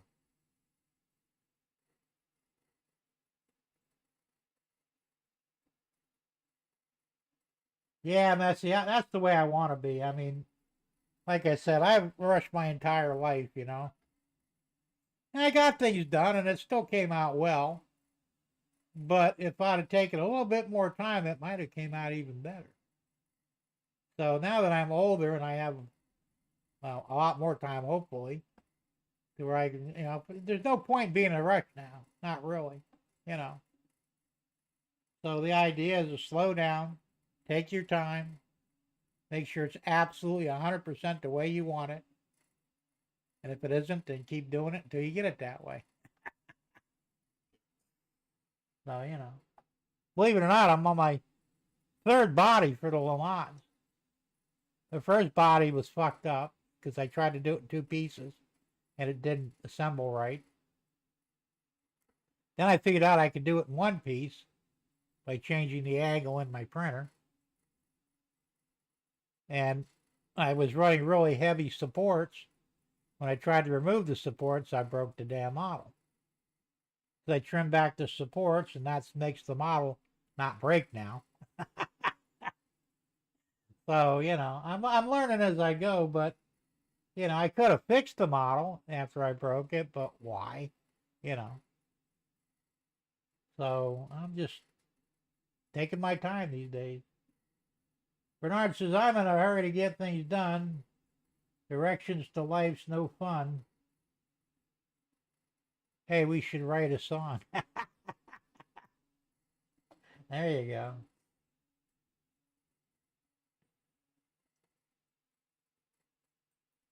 He says, I forgot one more feature on my watch. The numbers in the hands glow in the dark. I don't know if they still use, when I was a kid, my grandpa, he gave me, it was a Timex, I think, just the watch. He didn't have a band for it. It was just the watch itself. He had the glow in the dark hands and the numbers, you know. Yeah, I mean, it won't hurt you, but back in those days, they used to use real radioactive particles to get the hands and the numbers to glow. That was radioactive. I mean, like I said, it wasn't enough to hurt you. I don't know if they still use that or not, if they have something different now. But it was kind of a cool thing, though. I got a radioactive watch. I had that watch I bet you I had that thing for 20 years, and I finally I think I lost it, you know. Never got a band for it. You just stick it in my pocket, and I carried it everywhere I went. It was kind of weird, you know, but that's the way it was. Speaking of the devil, CNL Lines, Curtis, what's going on, man? Hey, look, I got your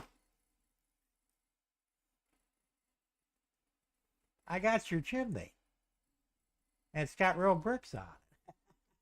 Kind of hard to tell on the camera, but it came out real nice. It's straight, and you're gonna love this. It's gonna go well with your house there.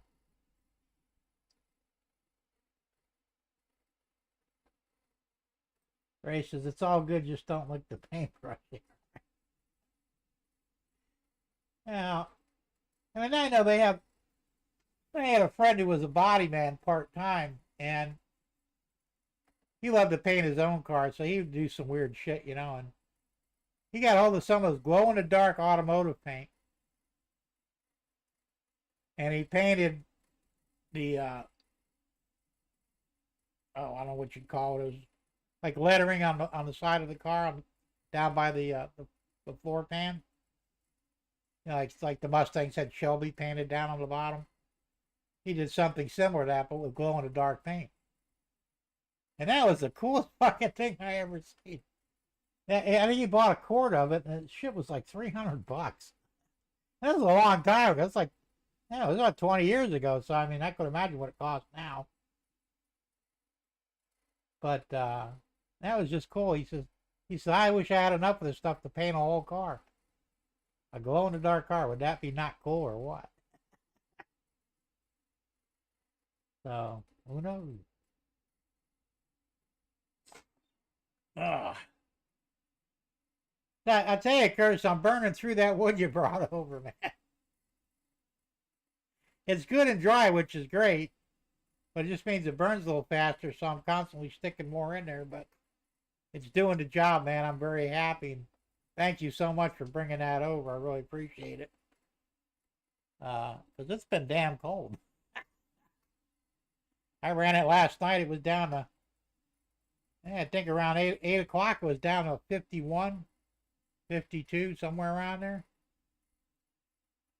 And my house just, even though there's insulation in my house, but it's like there's a draft now. Maybe it's coming down from the chimney. I don't know.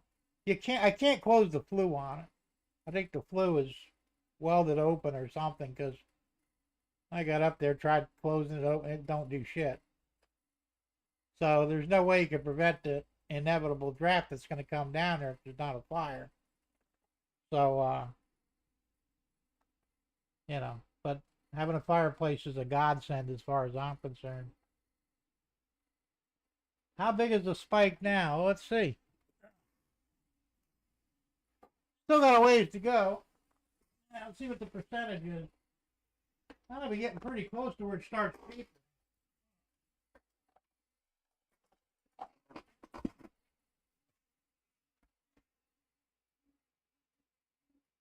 Still got a ways to go. It's at 84%. I don't think it'll be done till 9 o'clock. Not a biggie, though, you know. Bernard says, did my daughter's car in Chrome Illusion let it rock on the start line? The paint changes 10 different colors. Well, that's cool. Dave says, stuff a big pillow in there. I don't have a pillow big enough for that.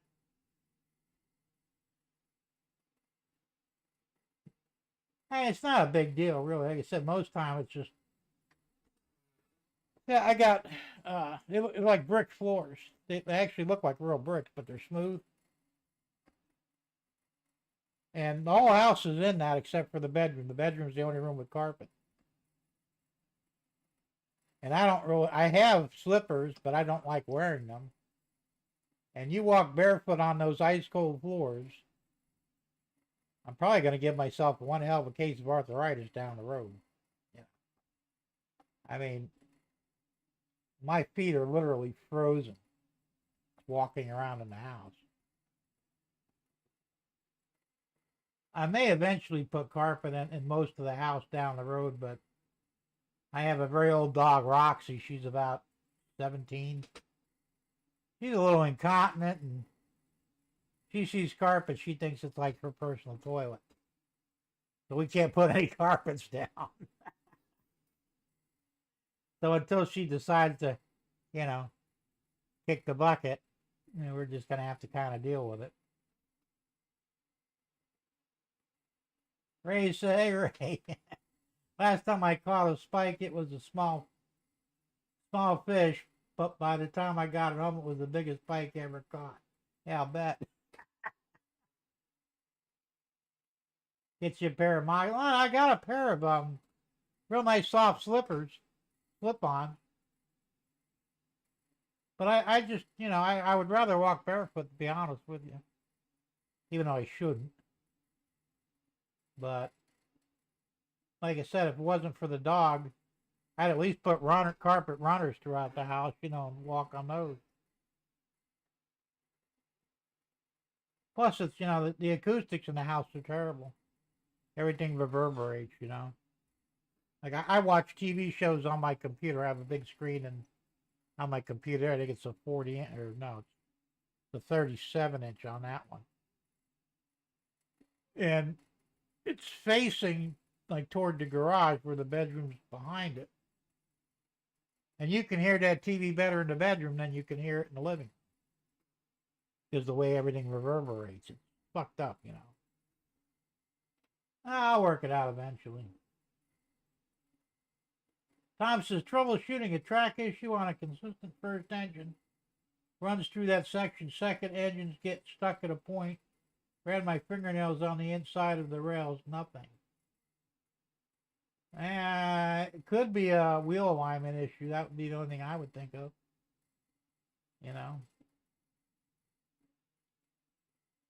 Derek says, Bernard, that paint is expensive. Yeah, I imagine it is. Is that what they call the flip-flop paint? I've seen, there were some cars I saw, a friend of mine shot a car with it, and it was like, it looked like gold on the base, and then a certain different lights, it would go from green to blue to a little bit of red, and then at some point orange. It was the weirdest fucking thing, Cool, though.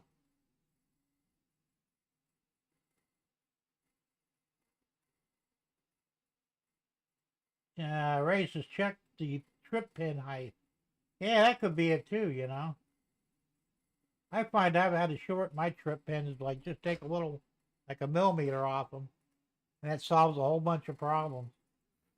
I don't know why they hang so close to, I guess for your decoupler, magnetic decouplers, you need to have them close, but sometimes they're just too damn close to the wood, Bernard says, Isaiah Derek, but I can't hype it. I can't type it. Type it was over $1,000 back then. That's per gallon. I told my grandson we're painting his with Rust-Oleum. Ray says, and wheel gauge. Lots of lights to check the wheel gauge on it.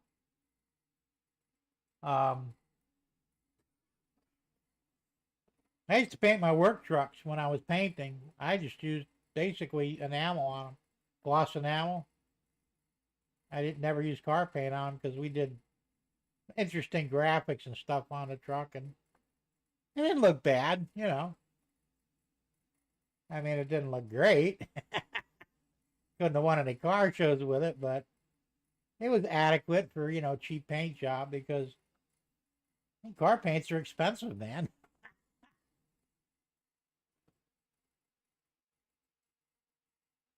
Dave says, I build my couplers with extra bed and equipment. That's a good idea. Jim, do you think 3D printed railroad spikes will hold? No. They don't have the strength to do it. I mean, maybe if you put one like an inch apart, you'd put a gazillion of them down, it might. But I think even then, though, it would still wear it eventually and it would stress crack.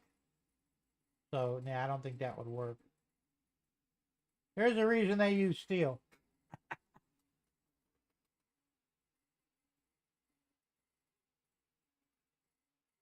The future is too close to your wood. Sounds like too much information. Yeah, there you go. I know it was the fuck do you call them? The sleepers. I couldn't think of the word, you know. So that happens every now and then. I eventually catch it, but I generally can't pull it quickly. You know, the proper word for something. So the sleepers or the, what else are they called? I think they're just called sleepers. So, yeah. Get your mind out of the gutter, man.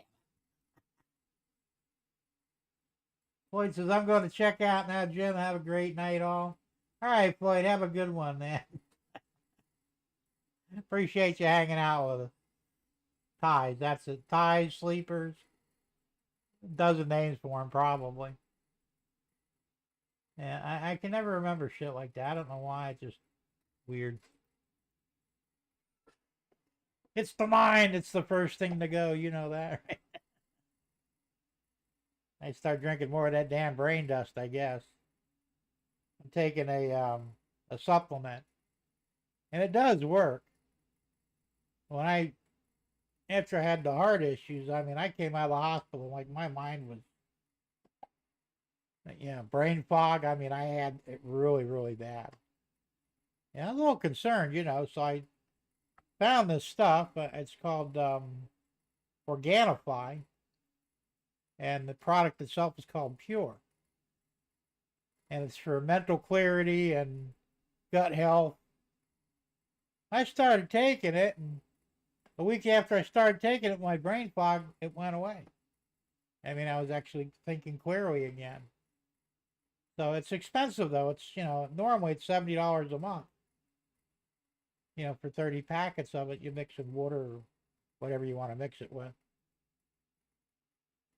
So I just found something. It was on Amazon. They had a sale. It was $42 for a 30-day supply. So I bought a 30-day supply, and if it works out good for me, I'm going to start taking it every day now, because I was just taking it kind of willy-nilly before. And it still helped a lot, but I think if I take it every day, maybe it'll reverse some of the stroke damage. Who knows? But, but that's where I'm at right now with this stuff, that I know the words, but I can't always grab them when I need them. They come a little late.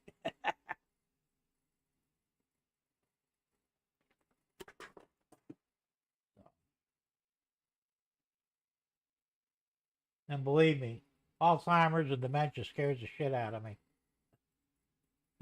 I just don't want to go there.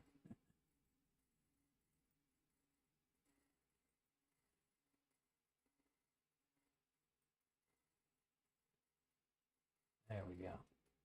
Thing locks up on me every now and then. Bernard said I made it to the post office. Fingers crossed. I have 3 Cotto Locos to pick up. Oh, you fucker, you're making me jealous.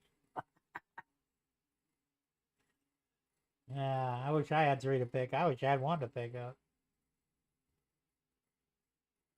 Ray says sleepers, dunnage, and ties. I never heard dunnage. That's a different one.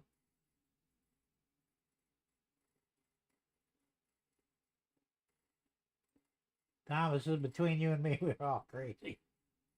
Some more than others, Thomas. Some more than others. Thomas says, guys, not the engine. It was the well car behind it.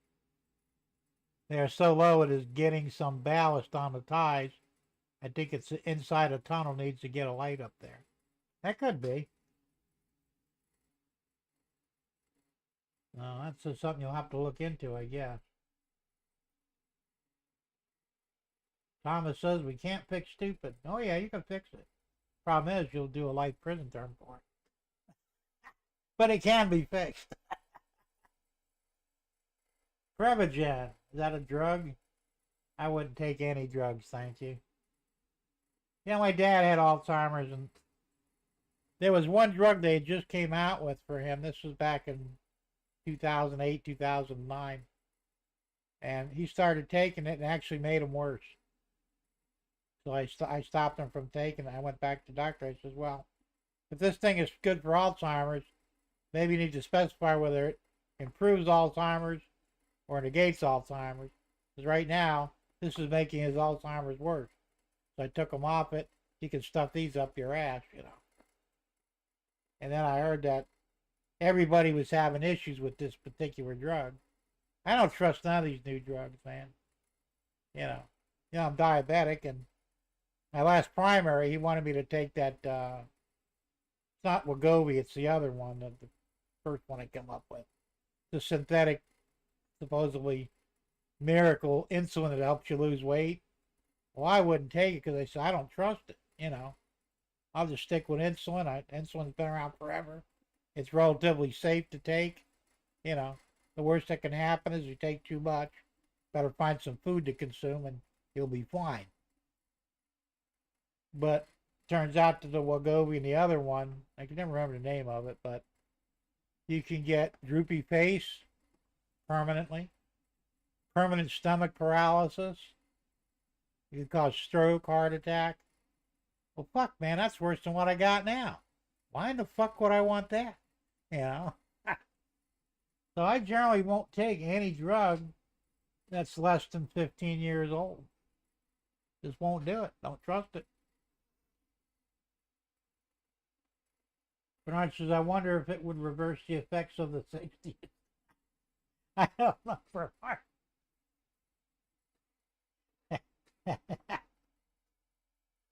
Were you a hippie? I was still kind of young. I'm more of a 70s kid, but I was born in 59, so I was just a kid in the 60s. But I remember it all too well. But I didn't get a chance to really engage in the free love and the other stuff that was going on. A little too young. Dave says the keto diet will keep you good. That's true. And I'm basically on the keto diet, except for I'm still eating bread. And I'm having a tough time doing away with the bread, but, you know, meat or beef, bacon on occasion, lots of butter, you know, eating all the protein foods and trying to stay away from all the other shit, but I'm working on it. We'll see, you know, as it goes, but yeah, I don't think the answer is in pharmaceuticals. I really don't, you know. I mean, this I call it brain dust, but it's got lion's mane and some kind of maybe that is some kind of mushroom or something, and it's stuff that's good for your brain, and it actually it is, but it's all natural shit, nothing man-made, you know. I'm tending to trust that stuff more than I do anything they create out of oil. Dave says, have to look into that tunnel. There you go. Gerald says you need a proctoscope for your tunnels. Well, they got those things you can attach to your cell phone. And it's a flexible camera. And some of them are like 20 foot long, or you can get them shorter than that. Now, Timu's got them for like $15. I need to get me one. They're handy as shit to have. You can use them for anything, really. Look down plumbing pipes or down the cylinders of your engine if you took the spark plugs out, or inside your tunnels, you know. All kinds of cool shit you can do with one, and they're dirt cheap.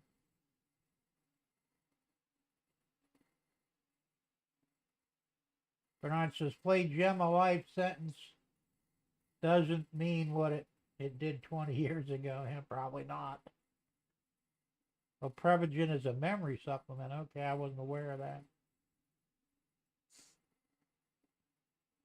Well, the stuff I'm taking is sort of that too. It's supposed to help your brain um, like restore, supposed to restore your brain cells and shit. Seems to be working, so we'll see what happens. And there's some things that absolutely did improve for me. I mean, all my life I've always had a problem with names. I'd meet you, say, hey, your name's Dave, and all right, I'm Jim, and then 2 seconds later, what was your name again? I'd completely forget your name. I'll never forget your face. I could see you 20 years down the road. I'll remember your face. Won't remember your fucking name. Well, now all of a sudden I can remember names. It's weird. So I think it probably has something to do with that brain dust. I don't know.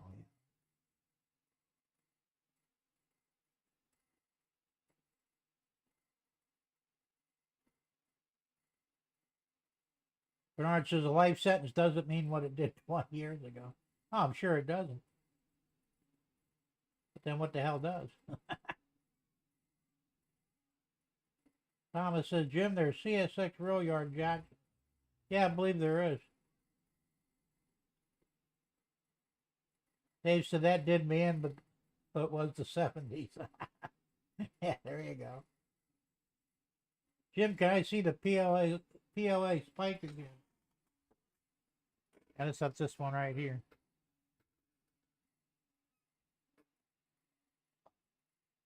I got to clean up the end of it off there because the best way to print it was standing up in the printer. And it has the diamond on the back. Remember the diamond had me put on there? So once I clean that off, the diamond will still be visible. But it'll be nice and smooth. I'll have to do the same thing with the gold one.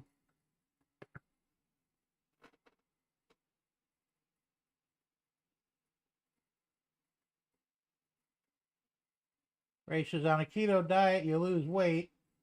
On a keto diet, so does your wow. That's the problem. It's very expensive. Dave says, bacon and butter are fine, but try low-carb tortillas instead of bread. I don't think you can make a peanut butter sandwich on a tortilla. I don't think it would taste quite the same. I love peanut butter, man. There you go. Bernard says, I use my borescope almost daily. Yeah, it's basically the same thing, the borescope. I used to have one back when I was a mechanic. I sold it because I didn't think I needed it anymore. That was stupid. I should have hung on to that, you know. Had a nice one. Had the screen right built into it, you know. Yeah. Dave says, my life went from Leave It to Beaver to that 70s show.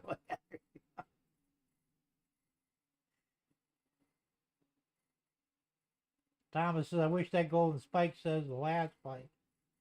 That would be difficult to do. And I'm only making you one. I mean, you know, when it comes out right anyway. So. Takes too damn long and I gotta babysit it.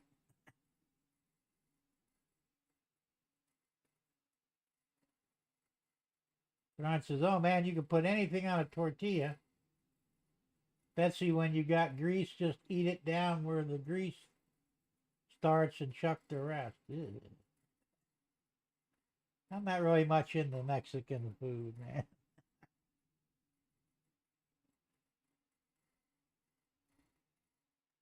But, you know, if you're into that, that's cool.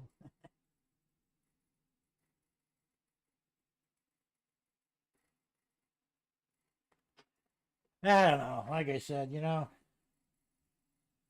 if I could just walk better, I mean, I wish I could run again. You know, I can't run. It's not possible.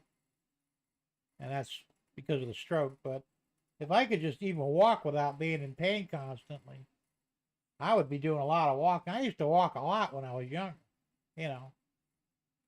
As I get up early in the morning, go down to the beach, walk a couple of miles each way, and start my day. I just, you know, wasn't a real fitness freak or anything, but I enjoyed walking, you know. Usually, especially if I had somebody to yak with while I was doing it. A lot of times I did it myself. That was kind of boring. But, oh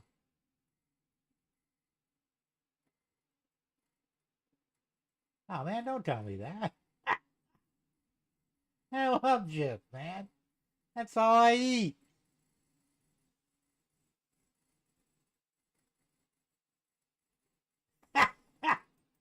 All right, Ray. Are you gonna be the king of the dad jokes now?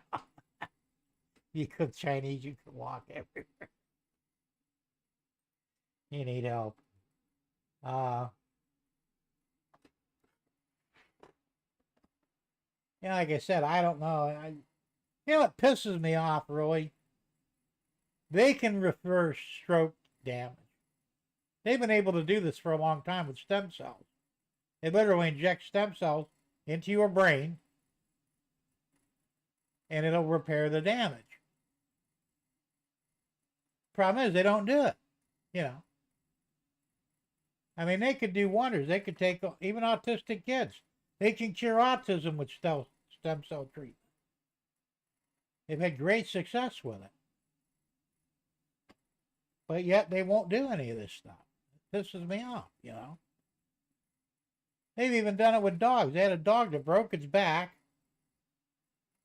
Permanent paralysis.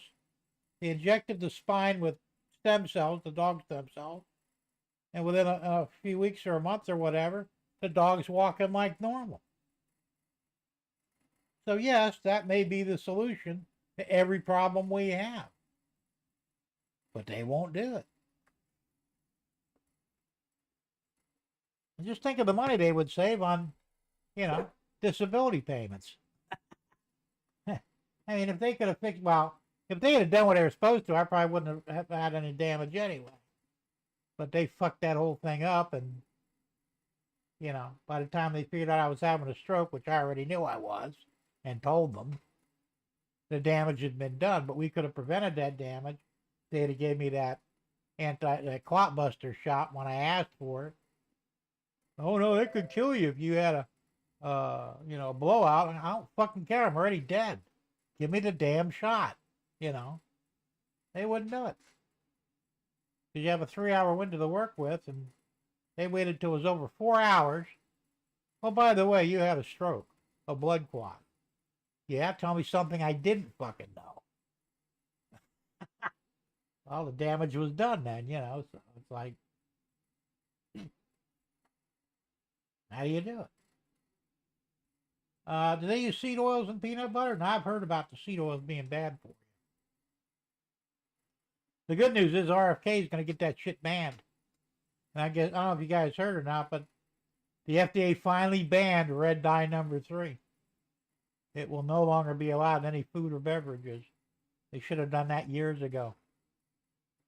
But I think RFK is really going to clean up the food, and that's going to help all of us tremendously.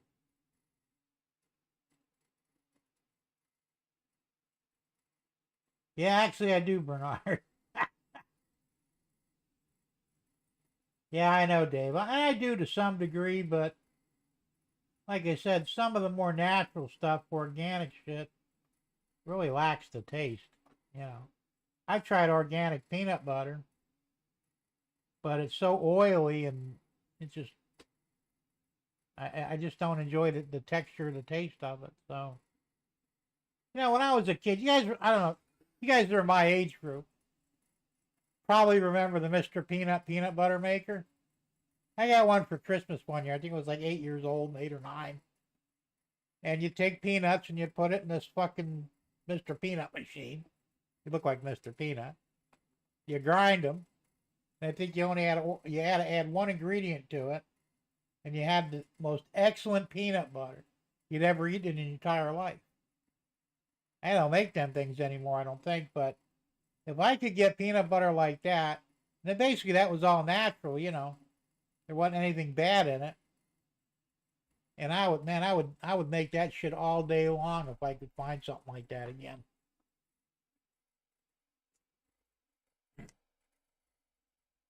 Jim, what about Back to the Future 1, 2, and 3? Well, I don't believe time travel is possible, so that's kind of neither here nor there. Tom Grassi says, I think I found it. One of my clearance markers was a little too close to the track, and last well car was hitting it and stopping the entire train. 6 cars and 2 engines. That glue must be great. Yeah, I guess it is. Oh, anything that hit any cars that hit anything is going to cause a problem. Thomas says, I do like the Back to the Future Part 3. I saw all 3 of them. They were okay. It's not a bad movie, but yeah, well, that's when they had the time machine with the steam engine. That was in Part 3. That was cool. Peanuts aren't good for you either. Oh, come on, man. They gotta be good for you. Any health food store will make natural peanut butter for you. Yeah, the price that I couldn't afford. That's another issue too, you know. If I were a wealthy man, this wouldn't be an issue, but I'm already spending ridiculous money on groceries every month anyway, just on myself. And I tell you, if they don't fix the prices on some of this shit soon, we're all gonna go bankrupt. It sure does seem like it anyway. What about cashews? I'm not a big fan of cashews. I've had them before, but they really don't do it for me. Well, I'm not allergic to anything, so that's a good thing, you know. Like, I'm not allergic to milk or nuts or any of that shit.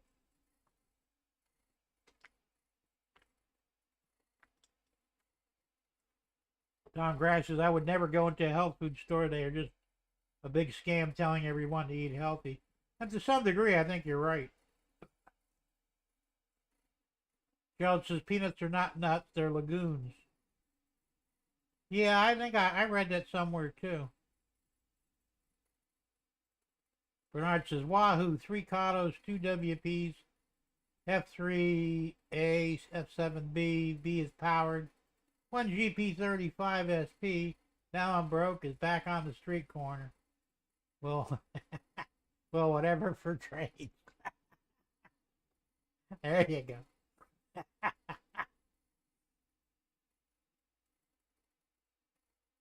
Dave says, the only nuts that aren't terrible are macadamias. I like walnuts. I was eating walnuts for a while, too. Of course, the problem is I have no teeth, so they're kind of tough to eat. You know, back when I was eating them, I still had more teeth in my mouth, so. He says, otherwise they make you squirrely. You know, all our food is, I mean, most of the food that we eat, that we consume, is literal garbage. The only thing to do is go back 40 years. Like, well, actually 50 years. When I was a kid, there was one fat kid in the whole town because he had an eating disorder. Everybody else was thin. We didn't pig out on all this crap because there wasn't around. Every meal was home cooked, you know. There really wasn't, McDonald's was a luxury. It was not something you went to every day and ate their stuff. And even then, their food was better then. But, you know, you fast forward 50 years and look where we're at, you know. Say the microwave, I think, is the biggest purveyor of probably poisoned foods.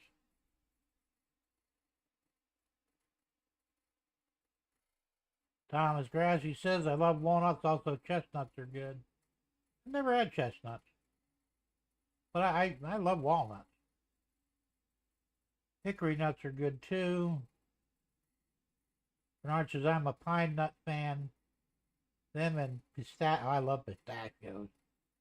They don't make the fucking green one or the red ones anymore. I used to get those, and yeah, that'd be red, you know. Fingers would be red, tongue would be red. I guess the dye was bad, so they took it out. All you can get is the regular ones now, but they're still good. But once again, you need teeth. So until I get new teeth, that's not happening.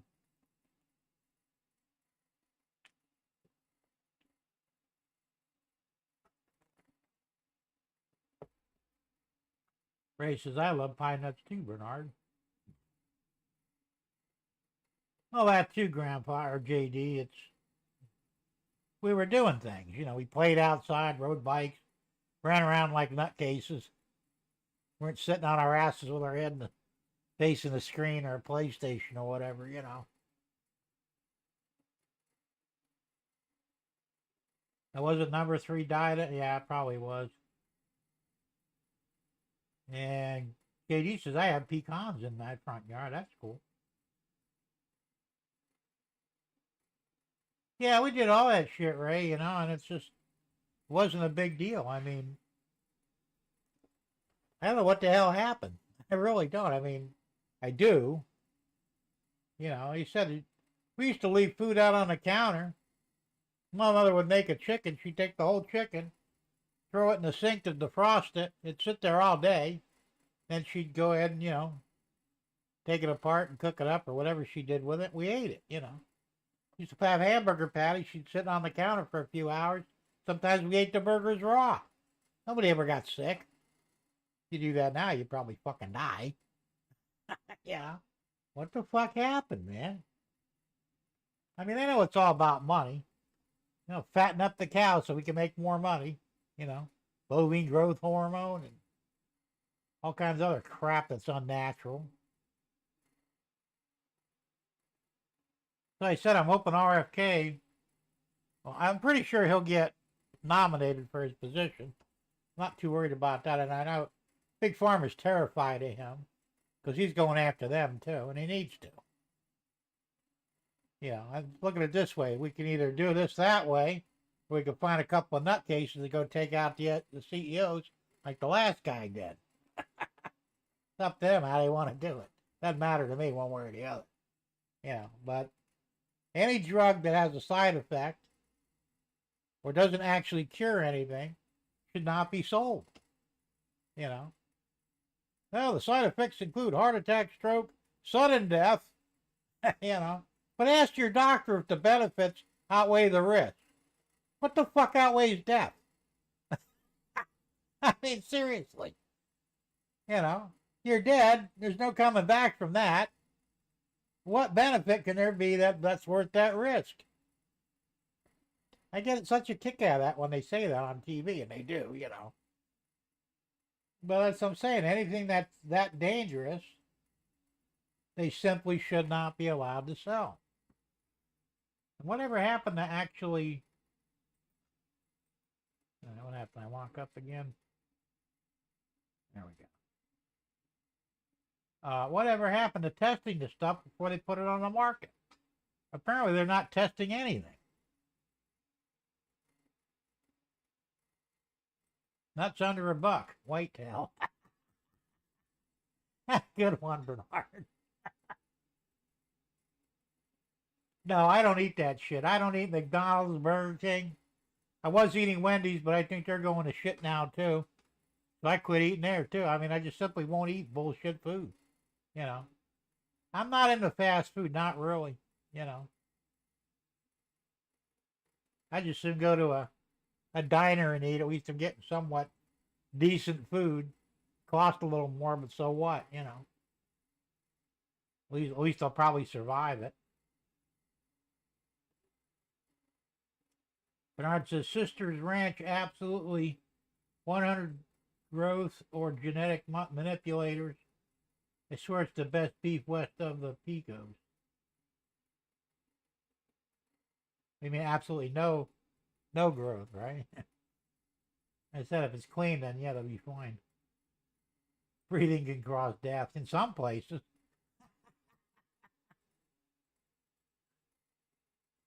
No lie, girl. Yeah, that's what I'm saying. There's all this same thing with drinking raw milk. If the cow isn't fucked up with hormones and antibiotics and bovine growth hormone, you should be able to drink the milk straight from the cow. They did back in the old days. Nobody died from it. Like the Big Boy franchise.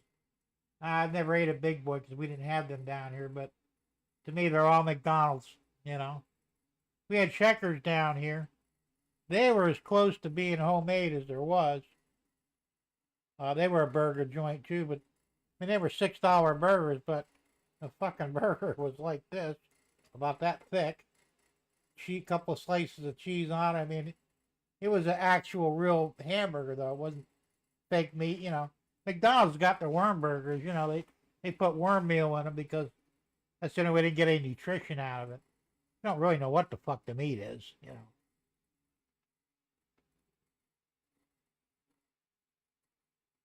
Yeah, that's true, Ray. No doubt about that. The testers test and approve their own product and pay the FDA to say it's been tested and safe. That's another thing, too. If a person dies, the CEO of the pharmaceutical company that caused their death should join them. Yeah. You want to sell murder? You want to sell murder? You should become a victim of it, too. The way I see it. Fast food is white-winged dove that flies at 85 miles an hour. Good one, Gerald. Fast food is counterfeit food. It is now. You know. Jim Cow's kick. Nothing basic vet shit. Jim, I like the McDonald's quarter pounder. Well, you can have it. Yeah, you think it's real, huh? Keep on believing that. It ain't, believe me. Ain't nothing in McDonald's is real. It's all manipulated shit.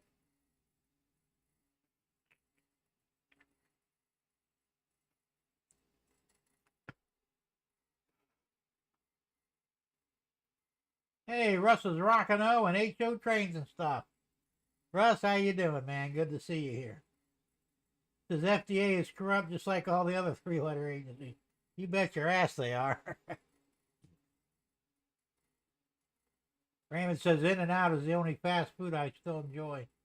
Never ate it In-N-Out. They don't have them here either. Thomas says accept McDonald's sweet tea. I won't eat nothing out of McDonald's because I don't know what the fuck's in any of that shit. You know? Even the coffee was fucked up. My wife was drinking the coffee for a while. She was getting really bad headaches and stuff and not feeling well. I said, well, keep on drinking that fucking McD's burger, you know, or coffee. You know what the fuck's in that shit.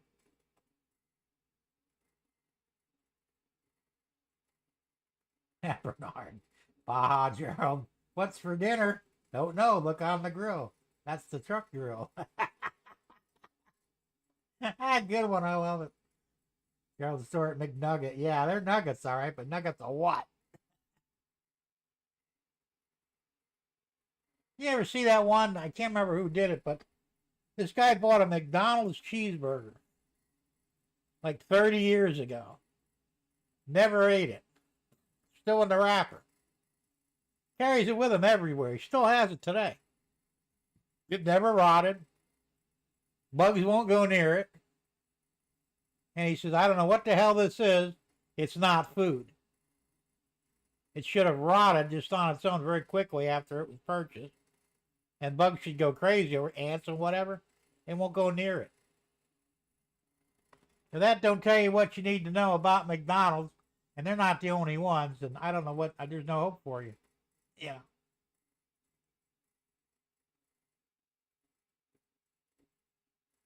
Yeah, Russ, unfortunately, that's true. The whole damn government is corrupt.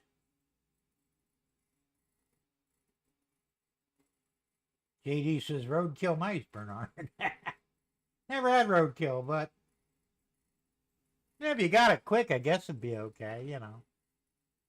I mean, you wouldn't want it out there on the road, you know, rotting away for a few hours or whatever before you ate it. Messy Modeler says, I do not eat McDonald's. You see, there's some smart people in here. Yeah, well, I do too. I mean, I just don't. Yeah, I just don't trust their food. And you know, I had bad teeth. I don't really have many now, but I used to get gum infections left and right from dirty food. Every time I ate at Burger King, I'd get a gum infection, which just told me that their food was dirty. It was contaminated with something. You know, I didn't have that problem at Wendy's. Wendy's food was better, you know, mostly. But Burger King and McDonald's, gum infections, man. Didn't take too many of those to figure, well, you know what? I got to quit eating this shit. I know what the hell it is. Tom Grice says, I haven't eaten at McDonald's in over 20 or more years. That's the way to do it, man. Yeah, Thomas the Train says this McDonald's in Princeton, Kentucky is family owned and the food is real. Don't kid yourself. It's not. They're not. They're still a There's still a franchise whether they're family owned or not. And under the franchise's rules, you have to buy their product. You can't use your own. So, trust me. Ain't nothing better about that food than any other McDonald's. All the same. Oh, you think so, Russ? They're already going after them. Fucking people, I'll tell you what. Oh, you're talking about Wendy's, they swear hamburger? Yeah, that was kind of weird, but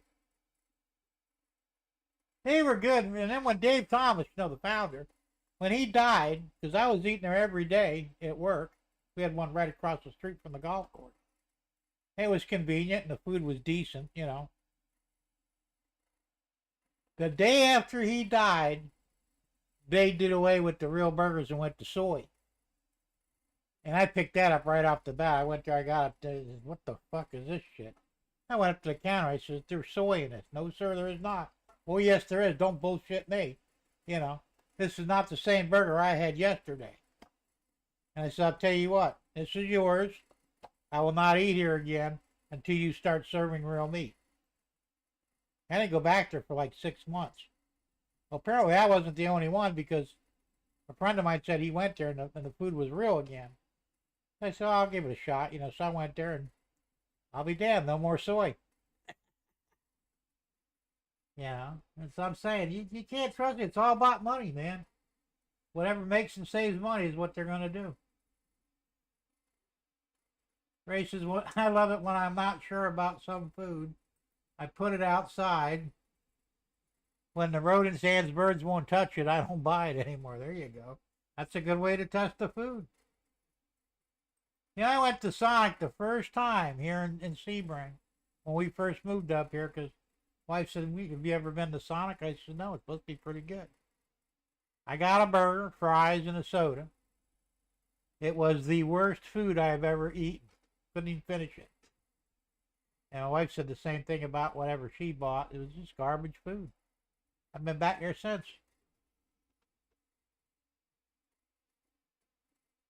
JD said there's another pandemic. Well, it's going to be fake. They're already claiming that COVID's rampant all over the country, and then of course you got the bird flu now. But we're not going to fall for it, so it don't matter, If they try and pull their lockdowns, we're always telling them to shove it up their ass, and very few people are going to play along with it.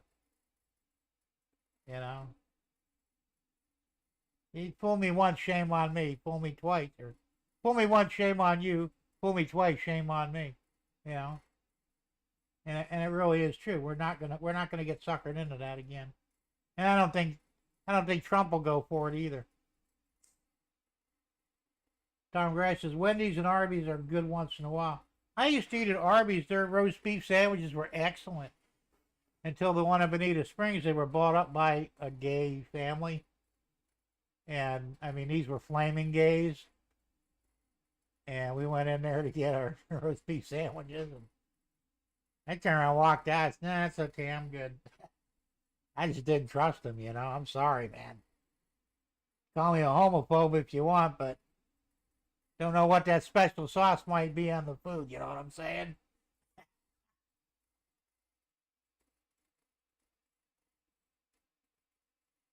Ray says Wendy sucks since Dave. Yeah, it's not as good.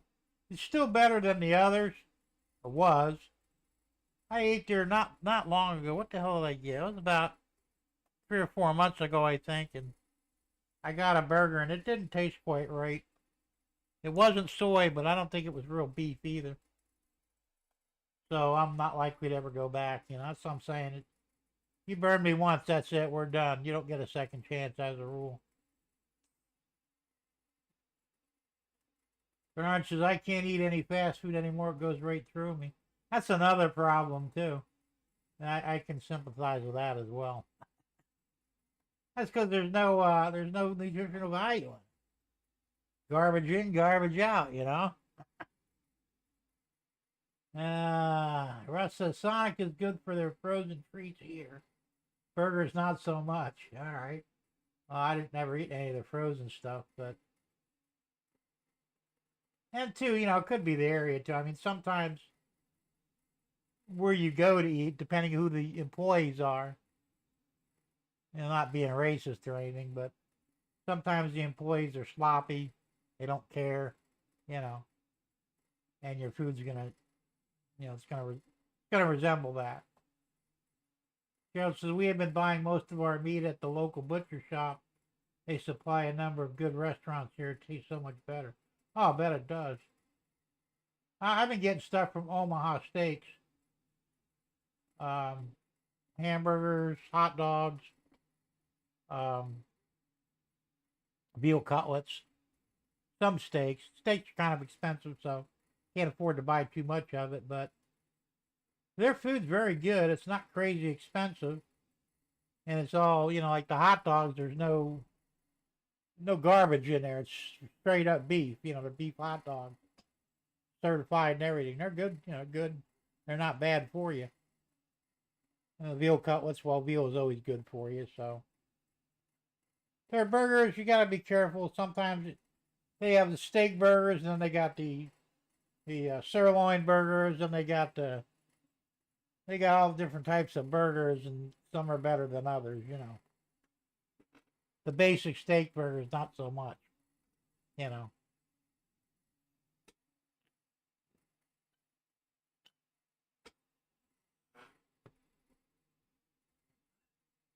Raymond says KFC uses mutated clone chicken.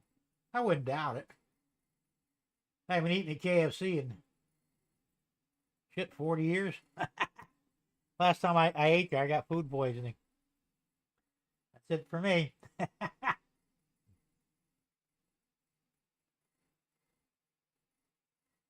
Tom Grass says, remember, guys, all the people that work in fast food are not world-class chefs. No, they're not. That's another problem, too. I could tell you stories that you'd never walk into a food place again. And I know because I worked at a lot of restaurants in my day. I never worked in fast food, but the shit that I saw that went on in the restaurants was bad enough. I can imagine what goes on in fast food, I don't really like going out to eat. I'm very picky about my food, man. Got to be clean. I want to know that, not some diseased motherfuckers handling it and spitting on it or licking it or whatever, I got issues with all that crap.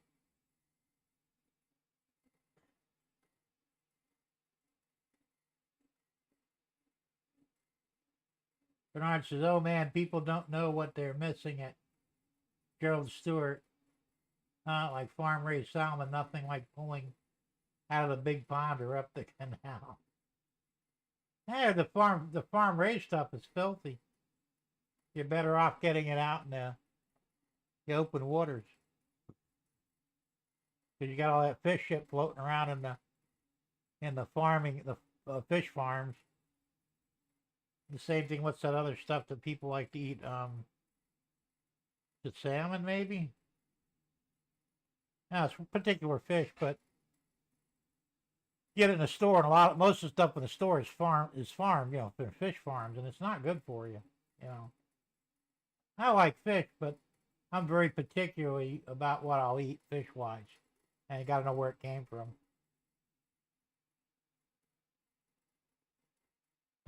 Geez, remember when they pulled the dolphin out of the... Where the hell did it go? It jumped on me, damn it. Out of the tuna, it didn't taste so good. They're all buying Bill Gates fake. Yeah, probably. Soylent Green. Yeah, that was a good movie. Scary, though. And probably some of our food it might be. Who the hell knows, I've had Dairy Queen's burgers. They're not bad. But, once again, I don't really know much about Dairy Queen. I think of as ice cream,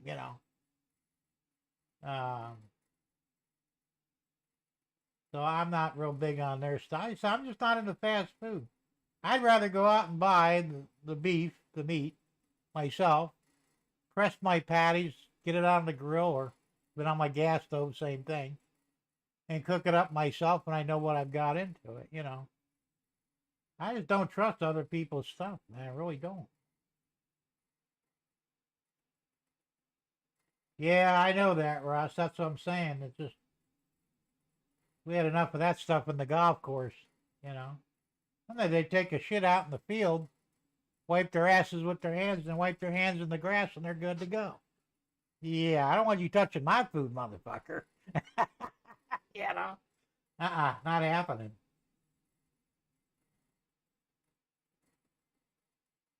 Raymond says, Raising Cane's is my go-to for chicken. I've heard of that place recently. I'd never heard of it prior to that, but I don't know where there is one. But like I said, I'd just soon buy a real I have chickens here. If I want to cook one up, I could do that, and you know, trust my chicken more than I would a store's chicken. The brisket burger is very good, but yeah, that's true. It is.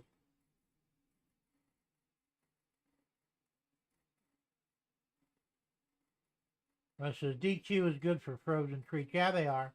Like I said, I like their ice cream. I always did, especially their soft serve stuff. But like I said, you know, there's just something about, you know, fast food just kind of turns me off these days, you know. In California, they're getting paid like world-class chefs. Yeah, they are. What, are they getting $20 an hour now? I don't know. It's fucking crazy. It ain't worth $5. Only thing I get at a Dairy Queen is a Hawaiian Blizzard with chocolate ice cream. There you go. Be nice just to go to Ted Nugent way, unless you buy from a rancher. Yeah, it would be good. Yeah, Ted Nugent, he's got it all figured out, but he's also a millionaire, you know. If I were a millionaire, this wouldn't even be up for argument. Tom Strange says, I love Oasis Restaurant. Love the buffalo chicken wraps and their buffalo chicken sandwiches. They are delicious. I've never heard of one or ate of one. That sounds like it might be pretty good.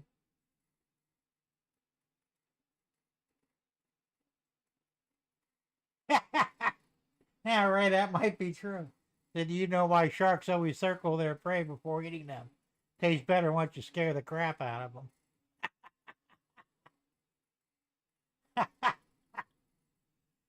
That's kind of funny, actually. Oh, man. Crazy stuff. Like I said, I'm just, you know, unfortunately, I guess I'm kind of getting weird in my old age because I don't want to eat at fast food places. I don't even want to eat at most restaurants. I don't trust doctors. You know. And I just feel that I'm better off listening to my own advice. At least if something goes wrong, there's nobody I can blame but me, right? Russ says, when I eat fast food, my blood sugar goes through the roof.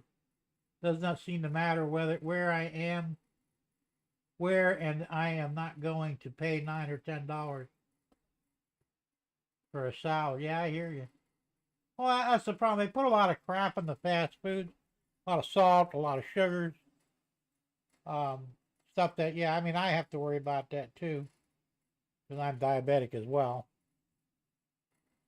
So that's another reason why I don't like eating fast food because, you know, I generally don't carry insulin with me. Unless I'm going to be out for a long time, then I'll throw a pen in the glove box and the meter and whatever. You know, like if I'm going on a trip to Naples, I'll do it because, you know, it's far from home. But generally when I'm out and about around town here, I'm not out long. And I'll be fine. I know I'm not going to do anything to either blow up my sugar. And if my sugar drops, if I crash, I always have a bottle of glucose shot. I have one in each vehicle, and I got one on my scooter. Got one on the desk right here, you know.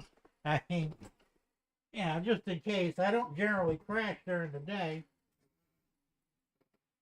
But this stuff's pretty good for the glucose shot. You start crashing, you drink this, blood sugar will come right back up.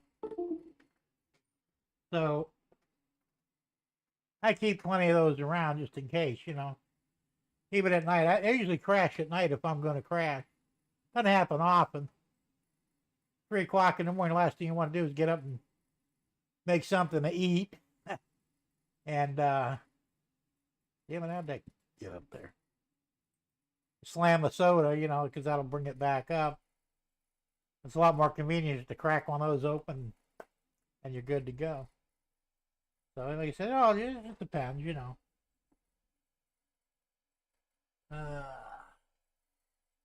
Rest is I'm the same way. Well, yeah, it's true, you know. And it just, you have to adapt and, you know, look out for yourself because nobody else is gonna. that's an absolute fact anyway. Hey, Mickey, what's going on? Train Man 1. Good to see you here, man. Which, by the way, we are going to knock off at 9 o'clock. I went well beyond what I wanted to, but I have to sit here with this spike, and it's still got a ways to go. Yeah, it might be another 15, 20 minutes. I don't know. It says I've been diabetic for 4 years. I've never had a low. I have. And it's weird because I still haven't figured out why it happens. Not from not eating. Sometimes maybe I take a little bit too much insulin. I don't know. I mean, I tried to develop my own, what's the word for it? My own, can't think of the word.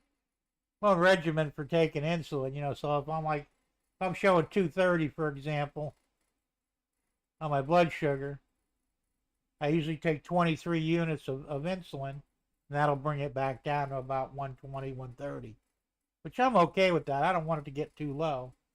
I tell you, I get down to 100, I start feeling like shit. And they wanted me to get down to 90 for a while. I said, no, not happening. I said, 90 is too low for me. I'm not doing it. I don't feel well. And I said, when you guys were coming up with some experimental drug for that, you had all your patients running 85 and 90. They all fucking died. You know? I said, that's just too low. So, you know, when I was a kid, once I actually tested my blood, and I wasn't diabetic at all, not even pre-diabetic. And back then, the normal number was 140 to 145 for your blood sugar. And I was right at 140. You know, of course, now, like they're saying, well, if it's over 110, you're diabetic. Well, that's not necessarily true. Yeah, because they lower everything. They do the same with blood pressure, you know. They change the numbers on normal blood pressure. The reason they did that is to make sure that you get on their fucking pills, even though you don't need them, you know. Now, fortunately, my blood pressure is below normal most of the time. Whatever they did, they actually cleaned me out, and so far, so good, you know, knock wood. My average blood pressure, I think, is 112 over 70, 68, somewhere around there. And they said, well, that's too low. It's not just fine. I said, I don't feel bad unless I get down around 100. I get over, like, one time, the lowest it's ever been was 96 over 54. And I got a little queasy there because, you know, that was too low. I don't know why I got that low, but, you know, I slammed the soda and it came back up. But, I figure I'm a better judge of what I need, what this body needs, than any doctor does. Every time a doctor, well, you should be doing it. Well, how do you know? Are you in my body? You know, when's the last time you had a stroke or the flu or high blood pressure or diabetes? Have you got any of those things? Well, no. Well, then you need to shut the fuck up because you don't know what you're talking about. I live with this shit every day. I know what works for me and what doesn't. You know. They get mad, but oh well. But that's just the way it is. And the damn thing locked up on me. Come on. There we go. You know why cowboy hats are curled up on the side so they can fit three in a picture?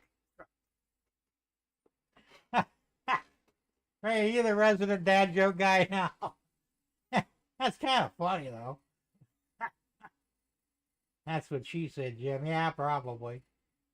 Jim, I am now 12 away, you 478, 4 sneeze, 466. Oh, subwise, yeah. I'm still kind of lagging behind. I don't know why. Probably because I'm not putting out enough shorts. Yeah, it don't matter. Whoever hits 500 first, more power to you. I'll get there eventually. And Thomas says, hey, Jim, I found an antique 1940 Illinois Central Railroad spike. I found it on the old Illinois Central Railroad tracks in Dawson Springs, Kentucky. Well, that's cool.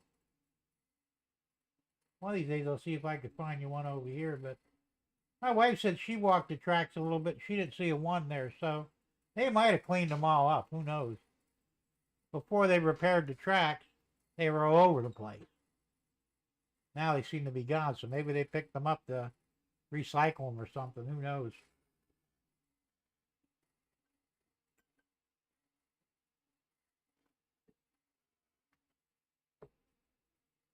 Bernard says, Jim Nugget been eating wild game since the 60s. Guy still moves like, oh, Nugent. The guy still moves like he's 30, not like, I know, it's just, he's an amazing specimen, isn't he?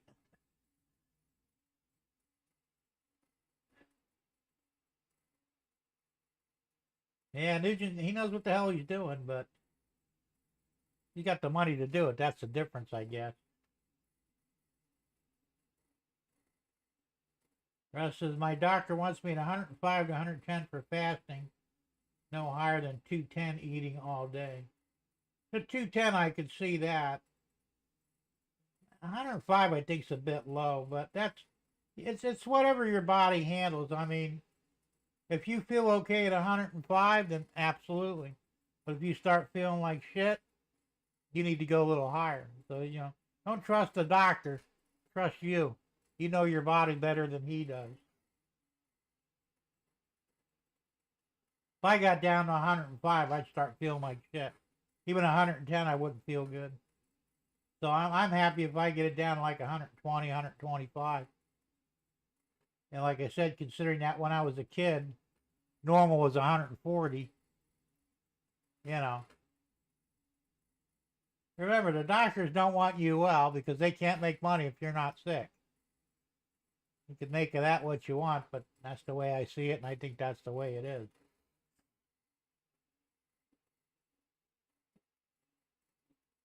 All right, well, that's cool, Bernard. Have a good one, man. Thanks for popping up.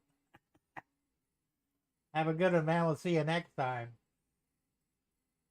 Thomas says, Ted Nugent is the Motor City madman. Yeah, he is.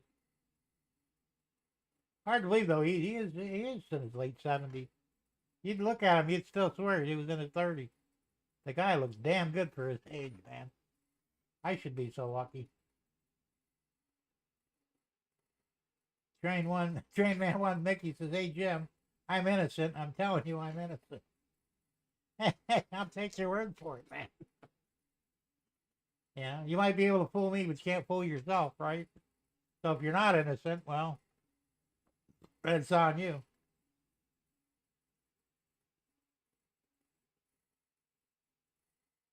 Trump should have Uncle Ted Nugent run the BATF. No, Trump needs to shut down the BATF. It's a worthless, not even a legal organization.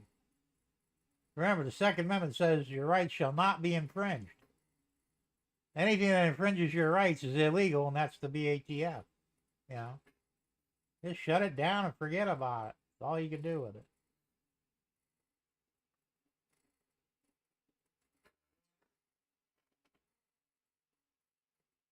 JD says it will be 50 years for me in two years, Tom. Cool. Russ says, you are absolutely true, Jim. U.S. health model is keeping people sick to feed their kids. Oh, it's true, man. I have no doubt about that. What about the turtle, man? What turtle, man?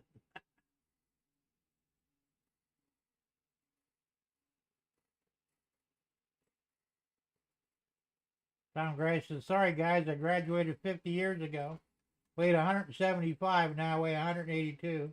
Gained 7 pounds in 50 years.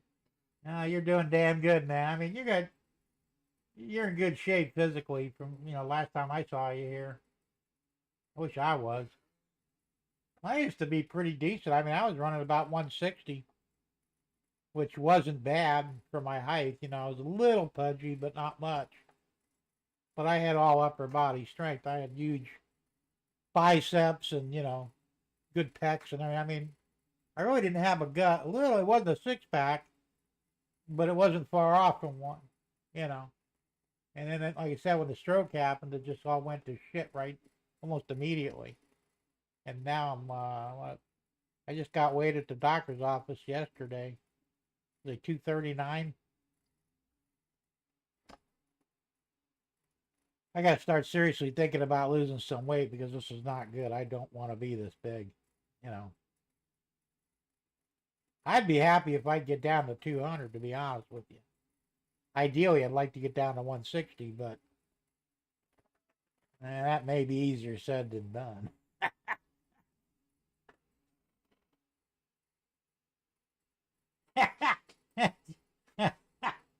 Gerald, that's a good one. I have a keg pack. Thomas says the Turtle Man has a TV show and he hunts turtles. Sounds like a whack job. Sorry, Thomas.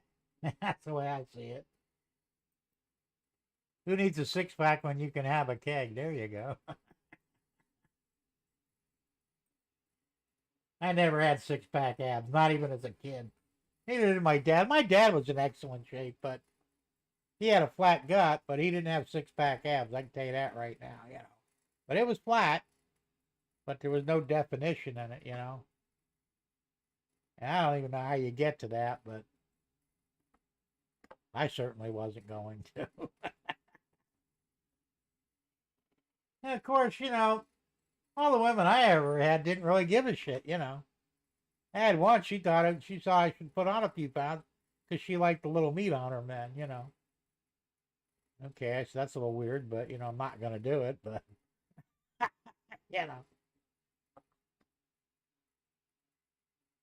I don't know. It's a little weird, like I said, but it is what it is.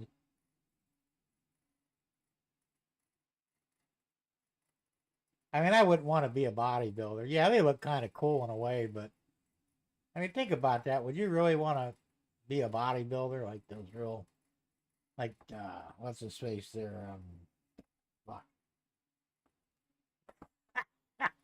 Schwarzenegger before he fell apart because I mean he doesn't have the fitness anymore. But back when he was a major bodybuilder, I mean, guy you wouldn't want to fuck with, but and they say when you build up like that, you fucking lose elsewhere, if you know what I'm talking about. So it's like, nah, that's not a good trade as far as I'm concerned. So I never even thought about wanting to be like that. And these women bodybuilders, that's really fucked up. Why? A woman's got muscles bigger than mine. We may have a problem. And I have a strict rule: never get with a woman who can beat your ass. Well, because they will. Damn it, this thing locked up on me again. Son of a bitch. Oh, there we go. Jim, I see the tip of the golden spike. Maybe.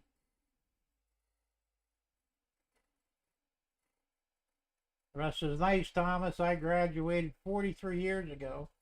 Gained 90 pounds. Family history of bigger men. It is what it is. No excuse. That's true. I mean, you got to deal with what you got to do. Russ says, I've been maintaining for about 10 years. That's not bad.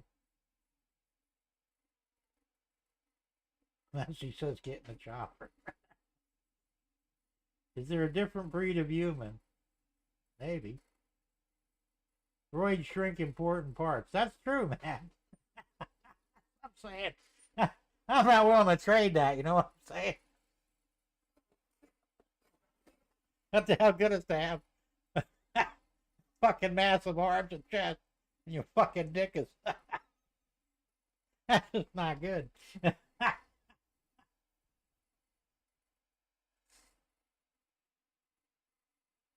I mean, there are guys that get into that, I guess, but I don't know.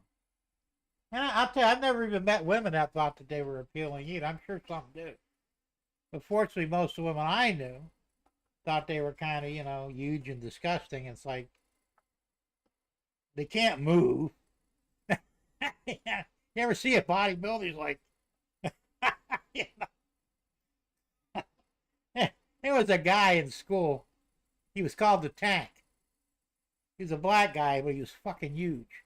I mean, he was a bodybuilder. He had fucking massive biceps and pecs out to here. I mean, he almost had to wear a bra. They were so big. But he was an absolute fit human being, and I mean, people were afraid of him. If he ever got a hold of you, he'd kill you. Well, another friend of mine is skinny fucker, but he was 6 foot tall. They got on each other's bad side, and the Tank wanted to kill him. Well, not kill him, but beat the hell out of him. I tell him, I said, dude, if you go up against him, the best thing you can do is go in fast and back off as quick as you can. If he gets a hold of you, you're screwed. But if you can stay outside his distance, you'll be fine. Well, the guy was so big, he couldn't really move. If he connected with you, well, it's lights out, bud, but he couldn't connect with you unless you were stupid and stood there waiting for it. And they got in a fight, and he actually kicked the Tank's ass. And that really pissed off the Tank, but, the guy was so big, yeah, he was strong, but he didn't have the ability to move fast enough to get any hits in. My friend Lee, he would just boom and back off, and Tank would take a swing out of him and miss because he didn't have enough arm length to do it. He couldn't move fast enough to go in and drill into him. And he got his ass kicked. And I'm thinking, see? That diaper dick. That's bad.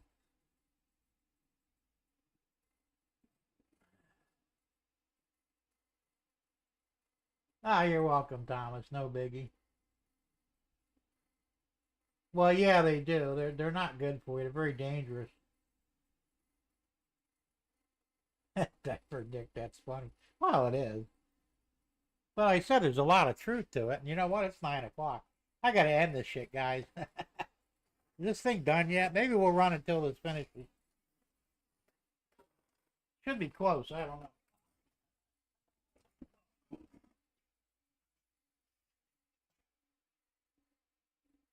No, it's not even that close. I haven't even started the tip in yet. It's still print and square.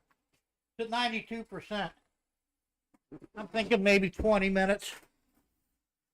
Maybe a half an hour. We can stay on till then. I have to sit here with this thing anyway, so what the hell?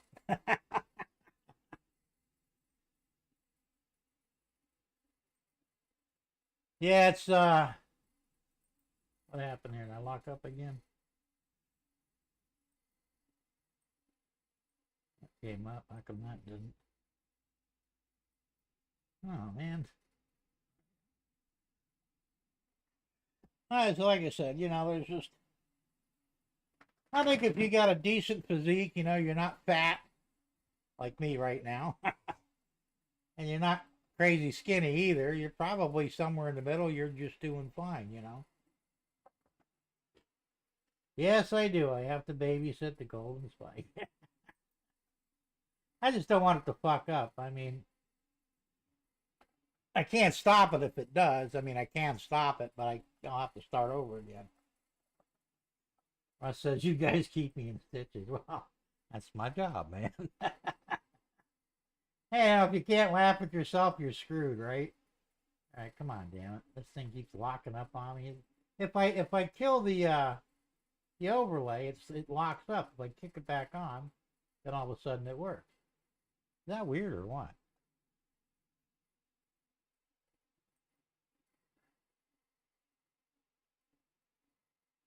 See if I clear it. Will that make a difference? I clear it? Okay. Yeah, that worked. Okay. Well, You know, I mean, it's kind of the same with women, too. Nobody wants a skinny woman, you know, a beanpole.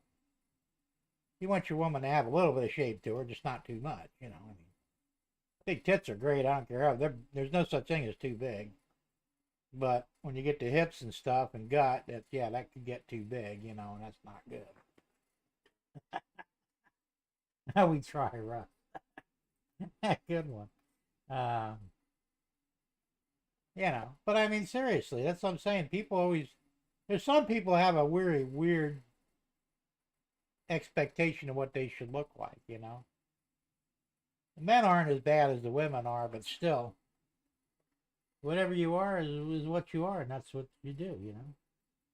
Jim, can I see your BNS? It's not really within reach right now. It's all the way down there. Not quite getting up. Russ says, firm titties, shapely caboose. Oh, there you go. And even the asses, you know, the thing now is these women, they get surgically altered to have their asses 3 foot behind them, like it's a shelf. I do not see that as attractive. A woman should have a small, tight ass, you know. Cushion for the pushing. There you go.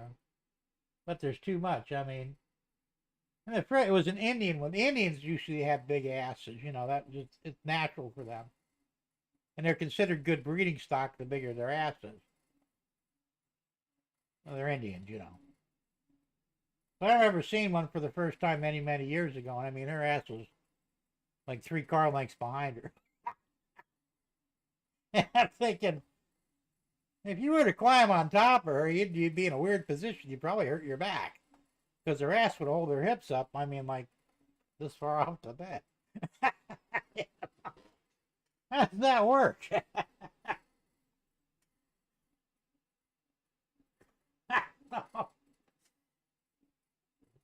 Then again, everybody has their own, you know, what their ideal woman looks for, and nobody's wrong. Whatever works for you is cool, but my stepdaughter got her ass enhanced, you know, surgically, and I just, why'd you do that? Well, that's the way women want to look today. I said, you do realize you look stupid, though, right? I mean, unless you want a shelf behind you to set, you know, the guy needs to set his beard down while he's, you know, drilling you. I guess that's a good thing, but it's still a little fucking weird, you know.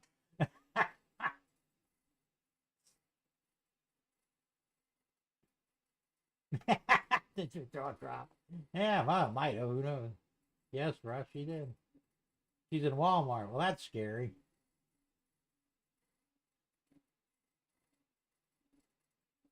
I was drooling. Oh, did you talk to her?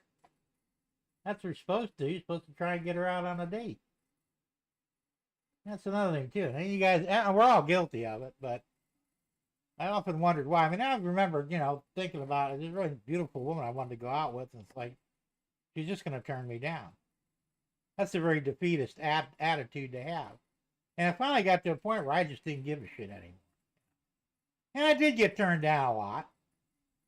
But it's like, well, at least now I know, you know. There's no point fantasizing about something you can't have. So, what do you got to lose? Just go up, hey, would you like to go out with me? You don't have to say anything fancy or anything. Just strike up a conversation. Maybe you'll connect and it'll just happen, you know.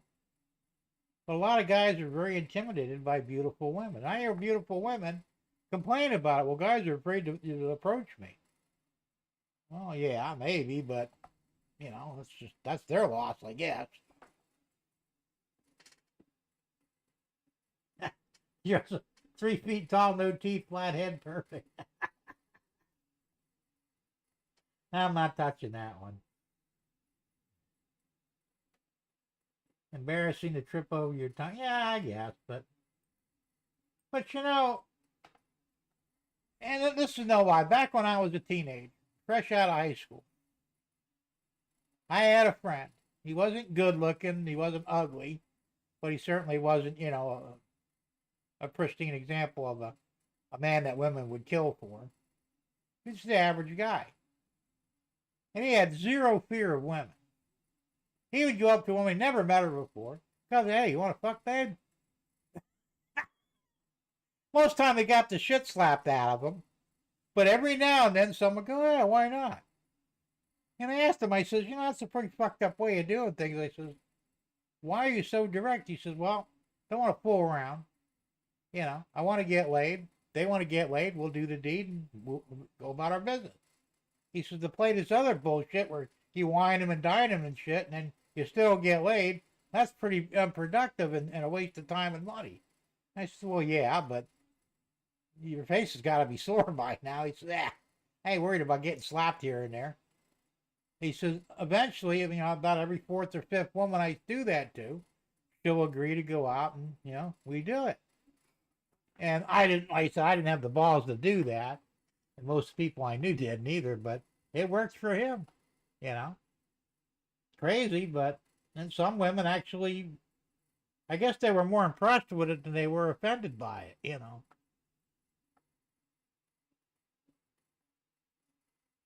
Demonetized income. I'm not monetized anyway, so it don't matter. Yeah, Russ says I cracked and burned a lot while dating. I did a fair bit too, I said I wasn't exactly a ladies' man either. I wasn't ugly, but I wasn't the blonde-haired, tall and dark, and all that other shit. I just, But I had a good attitude, and I really relied on that more than, and I could make any woman laugh, And most of the girls that I did were successful with, and I didn't really do one-night stands. I did a few, but most of my girlfriends were long-term because I was able to make them laugh, and, it was fun to be with. So, but then, so like I said, sometimes I would go up and just, try and get a date with a woman. I remember being in a bar. I probably had a few. I wasn't drunk, but I was, feeling decent. Real pretty brunette. And I said, I'm going to go up and ask her out. I said, how you doing? Would you like to go out with me? And she's, fuck you. You're too ugly for me. I swear to God, that's what she told me. I said, well, fuck you too then. I walked away, And it was kind of a blow because, I'm thinking, well, wait a minute. I was nice. I wasn't, acting stupid or anything or being rude. But she had a bad attitude, and it showed, obviously. You need a place to set your beer. What happened to the trains topic? Oh, we grew away from that one about an hour ago.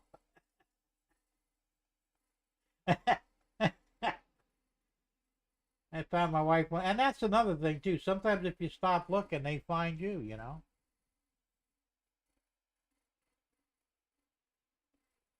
How did you make them laugh, Jim? Show? No. Come on, I did all right there, but that's just a funny person. Because, I don't let much get to me. And I can laugh at anything. No matter how bad shit gets, I will find some positive spin to it, And it's like, things could always be worse. You could be dead. And sometimes that was just enough to, to get a smirk out of them. And that was just me. I mean, that's just my attitude. I was a very happy person, and I didn't really harp on. I mean, I do to a point, especially as I got older, and I could be a real bummer, I guess, like some people. They're always talking about bad shit. Well, that's life, But back in the day, that wasn't so much the issue. Where I had that stuff in the back of my mind, but for practical purposes, I kept it there, and I could be pleasant and funny to the people I met, whether it be men or women. It didn't matter, Waycross Train Spotter, Scott, how's it going, man? Good to see you.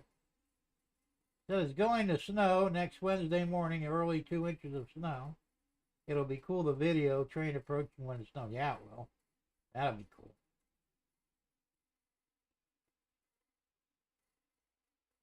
Jim, I'll send you a picture of the golden spike. It looks identical to the 3D printed one. I don't know. I mean, it's not bad. It's a good color of the gold, but it's kind of dark too. So I don't know. Well, I guess it depends on the lighting. Oh, that looks pretty cool, I guess. Like I said, I'm not really into gold, but for those who are, they might be pretty impressed with it. If you polished it up and all, you could probably even get it to shine better. I'm not going to do it, but you know, like I said, if you wanted to maybe buff it out and maybe wet sand it or something, you could probably get like a mirror finish on it. It would take a little bit of work though.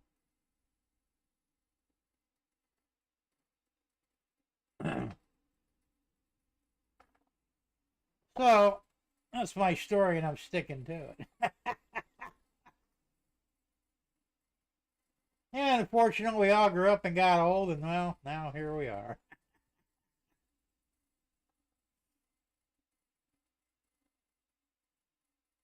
I'm not complaining though. But I do look in the mirror sometimes and go, "Damn, you got old, bud." You know? Not real. I think I look pretty good for 65, but you know, I miss my dark black hair and black mustache and beard.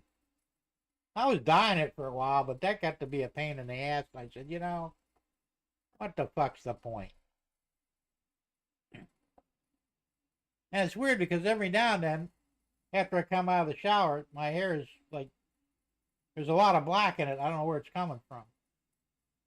But then it like goes away after a while. So I don't know if it's the shampoo doing it or what the hell. And my eyebrows are still black. Don't know. Yes, it is solid plastic gold, and you can't wear it off. That's probably one of the cool things about it. And it's, I did it at, like I said, 75% infill, which means it's basically solid. Because the lower the infill, you don't have like if you were to cut this one open, there would be like little cross hatches in there. There would be little gaps between the filling on the inside, like corrugated on a piece of cardboard. That's not going to have any of that. 75% infill. It's basically solid, which of course adds weight to it too. But it also makes it stronger. So, like I said, you could probably buff the shit out of that, wet sand it, buff it some more, and get a, you know, like a glass-like shine out of it. You'd have to put a lot of work into it, but I believe it could be, excuse me, it could be done. You know.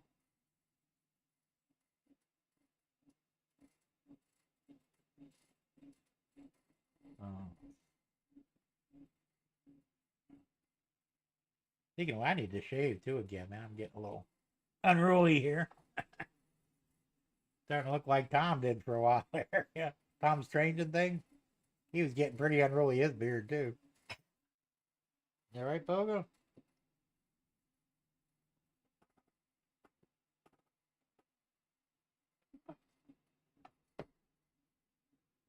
So,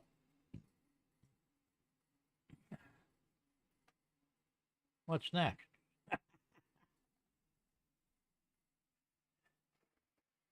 I hope that thing finishes soon because I really want to sign off.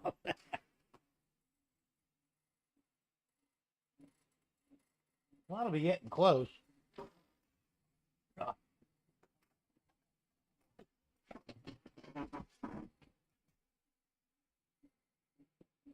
Yeah, it's starting to finish up now. It's at 95%. This thing's been going for 10 hours and 29 minutes so far. So I said that PETG, it prints a little differently than the PLA does. And this is the first time I've ever used it. It has to run hotter and slower. But you get, and of course I got a fine print on it too. I set the settings in the slicer for fine. You know, it slows it down, but I figured you'd get a better finish on it. You'll like it. It'll be good.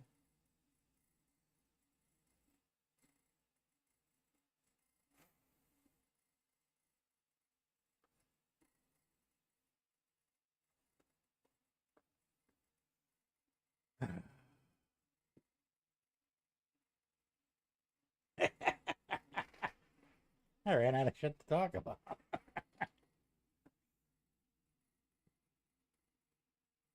Oh, I'm sure you will, Thomas.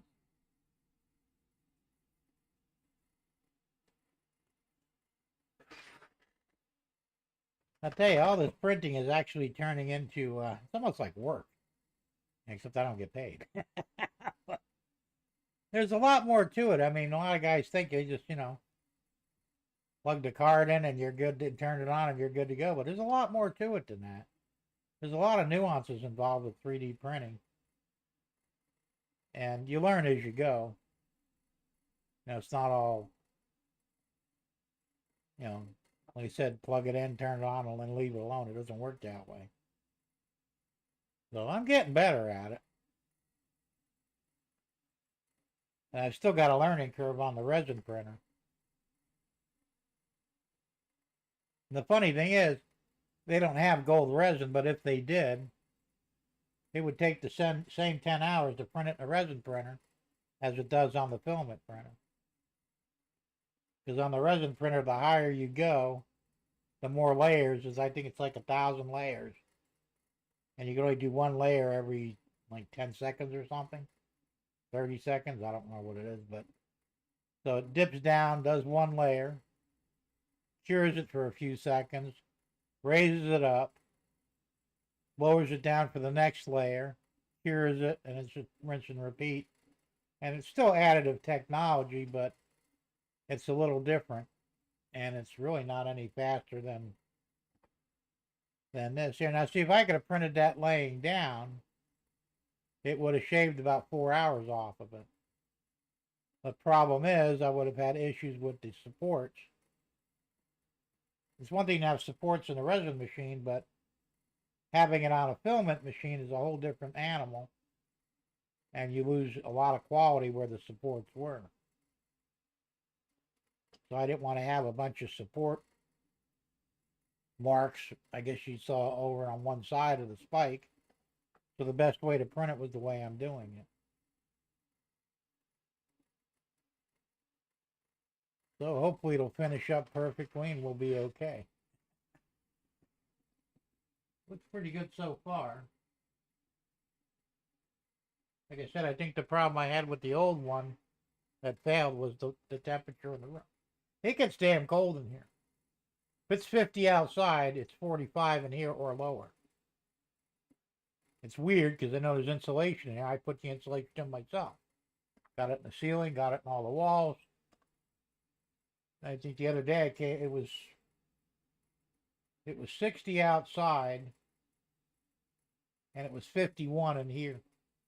9 degrees difference. It's a little rough.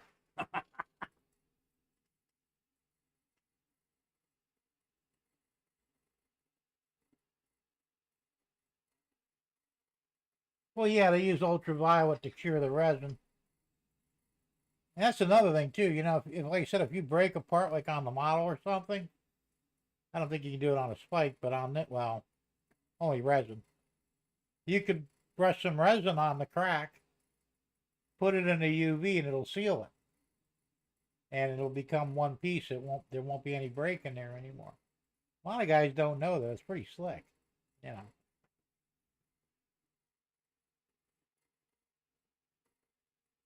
Oh ho, yo, keep it up, man. I fucking love you. Well, that's a little weird. I don't know who you are, but welcome to the channel.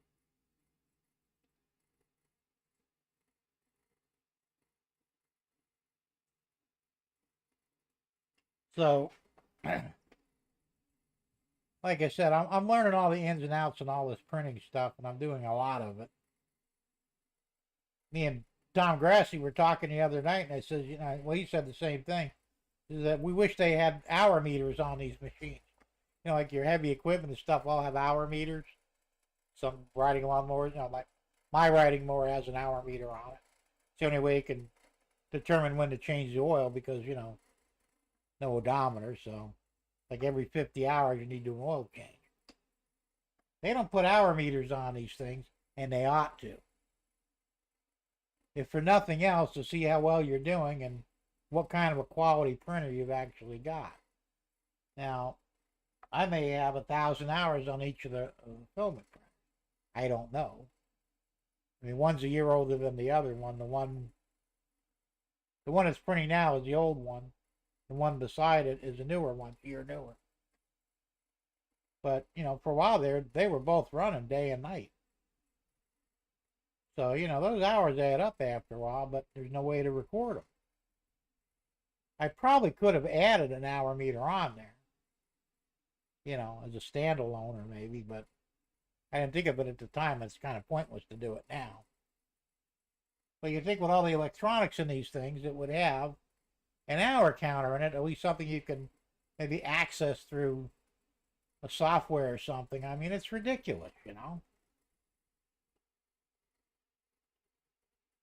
Tom says, Jim, I done that with some of my resin models. I put in my curing station and it seals it.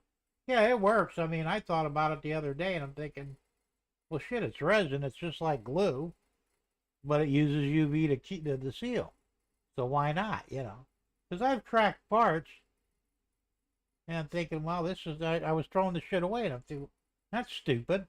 What I had to do is put resin on them, put them together, put it in a UV light, and there you go.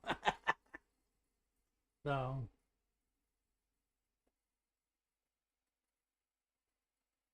and Thomas Strange says, the golden spike for the Union Pacific Railroad is a whole lot different than the one in 1869. I'm sure it is. Curtis says, why would you need to know the hours? Just to see the longevity of the machine. It'd also be a good maintenance point, too. Now, the filament printers I'm on my third set of hot ends for it. The part that the filament comes out of. Which means they have a lifetime, So many hours are going to fail. If I knew when they were going to fail, like maybe when I got down, let's say they fail every 500 hours. So when it gets around 450, 475, I'm thinking, I better order some hot ends. Because this one's going to fail in another 25 or so hours. So it'd be great for maintenance purposes. But mainly it would be good to see how long the machine will last, I mean, if I still have these machines, say 5 years from now, and somebody says, how many hours you got on them? I got a fucking clue, But wouldn't it be nice to say, oh yeah, I got, 15,000 hours on it. That shows it's a good machine, So there are reasons for wanting to know the hours. But if for nothing else, like I said, for maintenance purposes, I think would be the best way.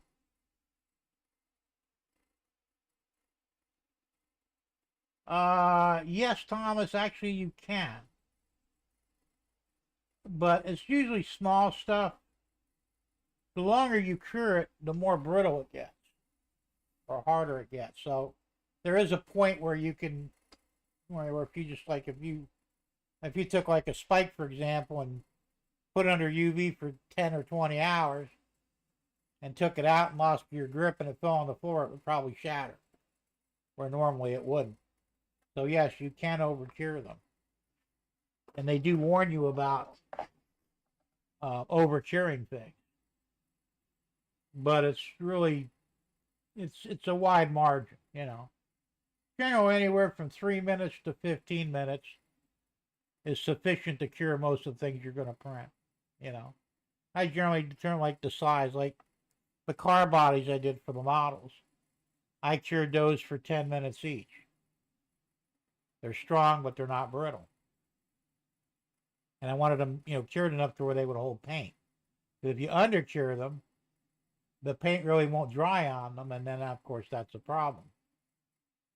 So you got to figure it out on your own based on what you're printing. Or something like this drive shaft, for example. I cooked it too long and it's warped. I shouldn't have, cured it for as long as I did. I think I put this in there for 5 or 10 minutes. 2 minutes would have been fine. So like I said, a lot of it's hit and miss, and you learn as you go what parts need certain amount of curing and which ones don't.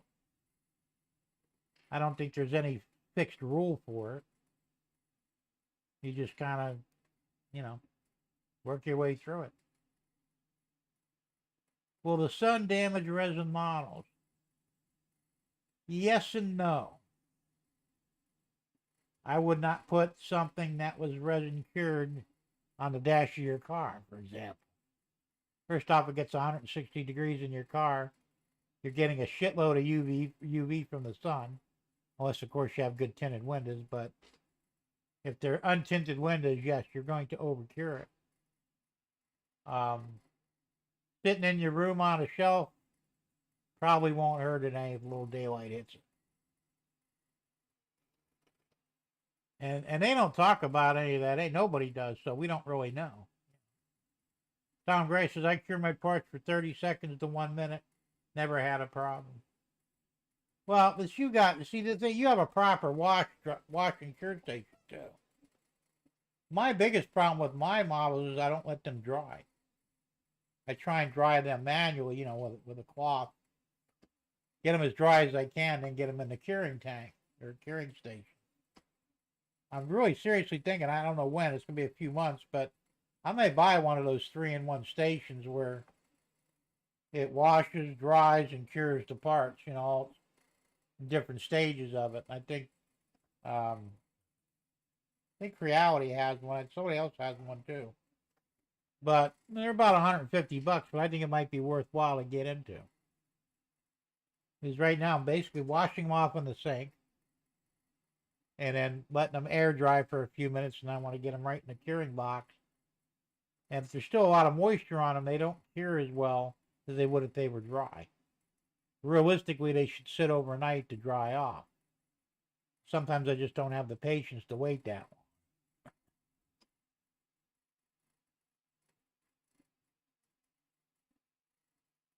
Gerald says, don't put resin parts on your car's dashboard or outside. Absolutely good advice. Said you're going to get a lot of UV. It's probably going to damage them. So, I mean, it's the same, even with the stuff that's printed on the, I can't remember the name now. The filament printers. Some say that PLA will warp in the heat of the car. It might. The PLA Plus is supposed to be a little tougher. Of course, ABS is really the way to go if you're going to put it in your car, because the ABS is much tougher than the PLA or PLA Plus. The PETG I don't know enough about to say, and there are other types of filaments out there as well. But if it were me, I would go with ABS, because the ABS is very unlikely to warp unless it was literally sitting in a 180-degree car for, a couple of days. I think everything in the fucking car will melt anyway. So, but yeah, resin is not designed for that. It's just...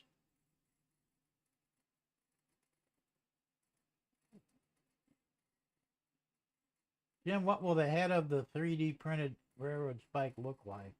It'll look just like this one. This one, I have to sand it yet. But it will have the diamond on it. That's the only thing that came out. I'll have to hand sand this to get it smooth. Because basically I put a raft under it. A raft is like a bed, a thin bed that's filament. And it holds the stable on the build plate. Otherwise it would fall off about halfway through and your print wouldn't work. So it's the only way to do it. But that was the best way to print it with it on its head than on its side. So you won't notice it when I get done with it. It'll be fine.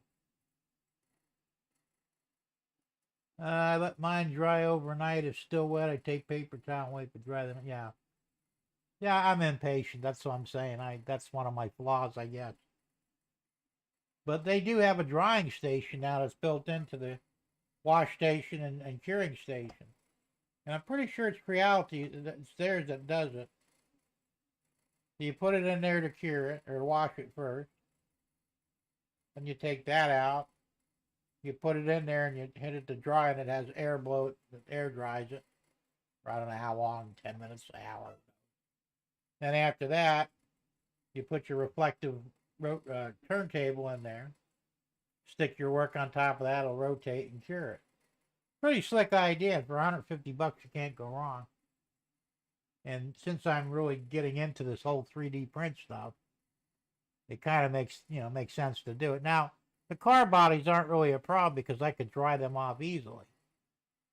But when you get something like the trash compactor, for example, the wheeled compactor thing, you can't dry that with a towel. You just can't do it. It has to be blown dried or air dried over time. And I did actually let that air dry overnight because there was no way to dry it otherwise, I mean, I could have went in and grabbed the wife's hair dryer, but she would probably have a hissy over that. So, and I'm not going to go buy one just to dry parts, Is the tip of the spike is the same as the real spike? I guess it's what you showed me. It's just like this one here. It comes down to a pretty sharp edge.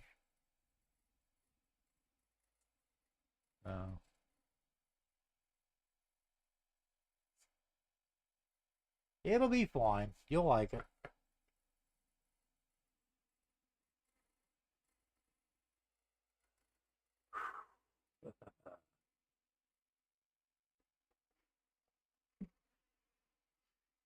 Mr. Pogo, what are you doing? We're getting close.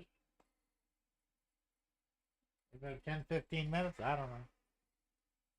May not be done till 10 o'clock. I don't know. Looks like it's almost done. Yeah, it's close. Like I said, it's got to go to it. I mean, you could probably stab somebody with this that might penetrate their skin. It's pretty thin. It's almost not quite a knife edge, but damn near, So it's got to get to that point. I think it's about that high so far where my finger is, so you got this much more to go. But the further it gets, the faster it'll complete, so because you're tapering down. So, yeah, I'm about worn out already, man.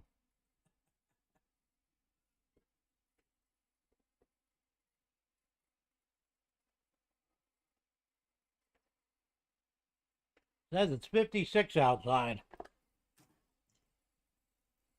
Really not bad. In fact, I think I could turn off the heat now, and should be good for the rest of the time I'm out here.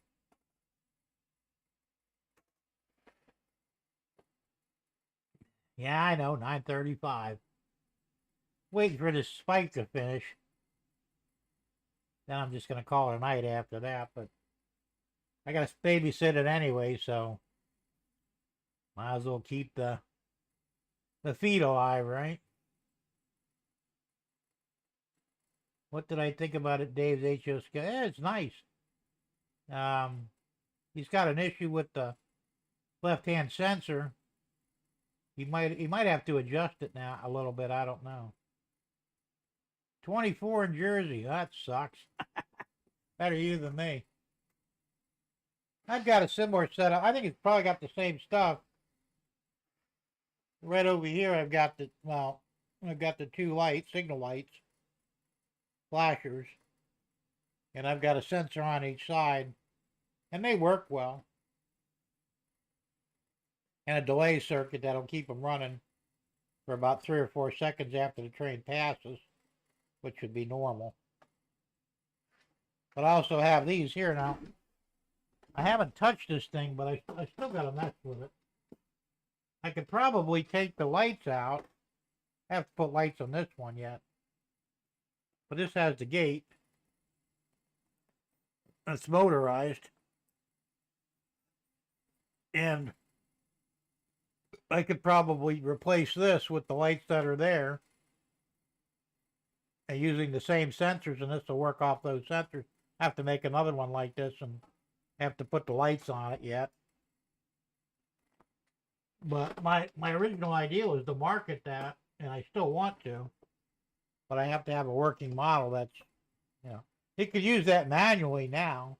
You could put a manual switch on there and raise and lower it with a dial, or you can have it automatic with sensors, so when the train comes, it automatically lowers.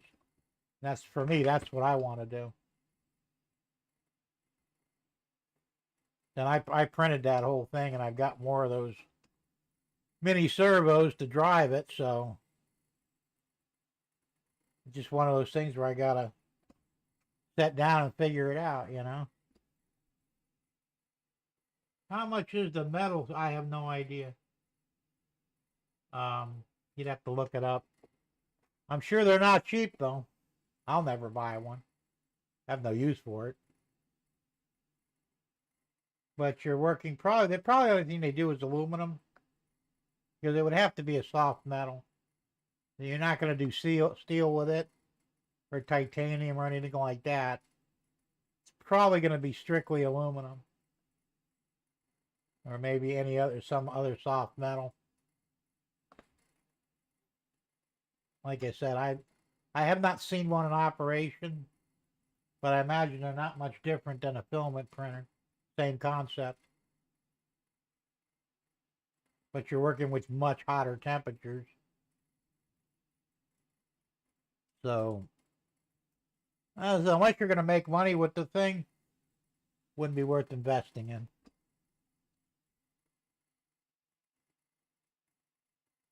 Yeah, it might be hot in the room too. You might have to have it in an air-conditioned room. I don't know.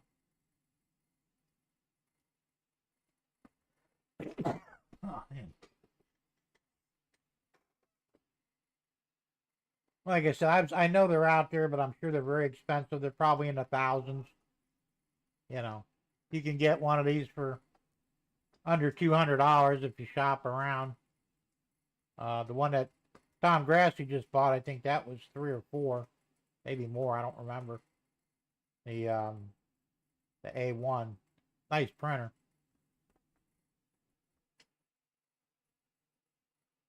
Jim can't find a curing, washing, and cleaning station. Only found 2 in one. I don't know. I was looking at one on. I probably got a bookmark somewhere. I have to look. It was a YouTube video, and then they had where you could buy them. They do make them.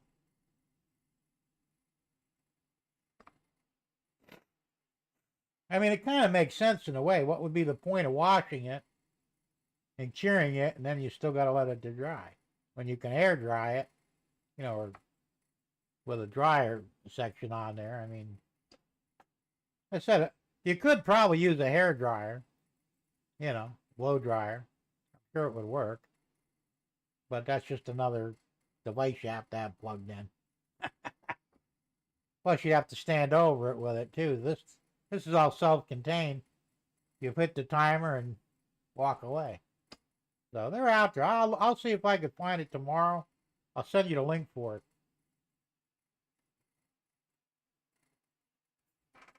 Thomas says the spike is pretty close. Not really. If you look at the one that's not printing, see how high the arm is on that? When this arm gets to the same height, it'll be done. So it looks like it's still got about ½ inch to go. Not sure, but I think it's going to be more than 5 minutes. Now, you could be right, but I don't think so. It's like the Army. Hurry up and wait, man. Nothing happens fast in here. I wish it did, but it don't. Right, Pogo? Don't you wish things were fast, too? It's like everything else, though. You know, the technology gets better over time, and I'd say 20 years from now, these things will probably be obsolete. And they'll have machines that can print in a matter of minutes. You know? Probably even find a way to cure it and wash it and cure it right in the same machine. Who knows?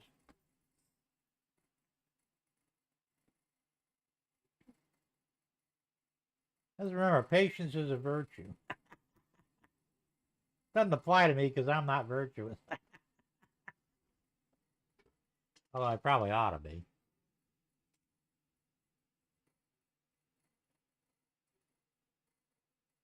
Oh, man. Wish this thing would fucking hurry up already. I'm getting bored.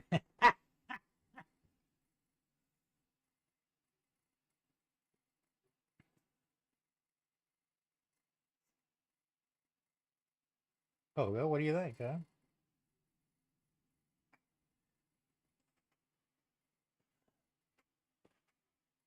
It's almost like watching, dough rise or a pie bake. Same concept, right? The more you look at it, the longer it takes.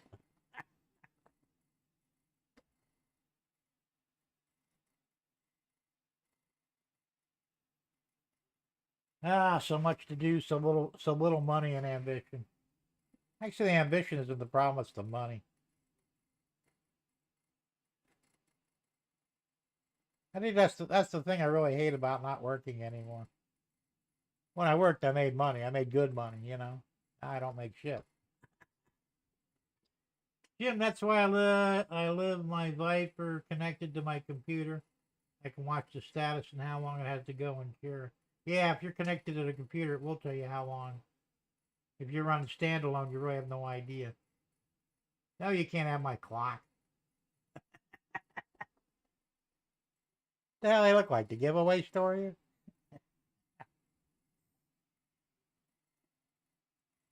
I just put a new clock module in my clock. The old one finally took a shit. This one I got a second hand on it, which is nice. Now I can tell if the battery goes dead just by glancing on it. Before I wouldn't know the battery was dead until it was like an hour off. Like, oh shit, the battery must be dead. It's an hour off. That thing's amazingly accurate. It really doesn't lose or gain any time throughout the month. Like it's reading exactly 9:45 right now, same as my computer. And it's been that way since I put it in, which is, when did I replace it? 3 months ago. And most watches don't even stay accurate that long. So I'm pretty impressed with it. That was an eBay item, no less. I think I paid $6 for it. Had to get a heavy duty one because of the size of the clock. The bigger the clock, you have to have a heavy duty motor for it. If I'd have bought a normal duty motor, it would probably not keep time because the hands are too big for it. So, because I could have got like a normal one for about $2 or $3, from eBay, free shipping and all, but nope, had to have a heavy duty one.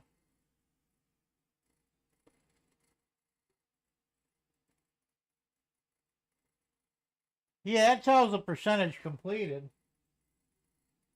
and it tells you how much time it's taken so far, but it doesn't give you a time till completion. If you hook it up to the computer, then it'll tell you how much time you got to go to finish it. But on its own, no, it doesn't. It just tells you the percentage and how many minutes it's actually ran. Like, for example, it's at 99%, and it's been running for 10 hours and 59 minutes.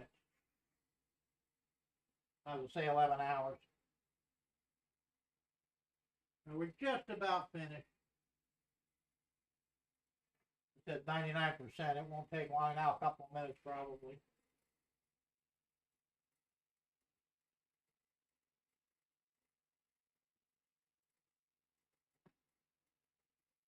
Yeah, I had to put the build plate is at 85 degrees Celsius. You burn your fucking hand if you put your hand on it. But you have to do it with the PETG.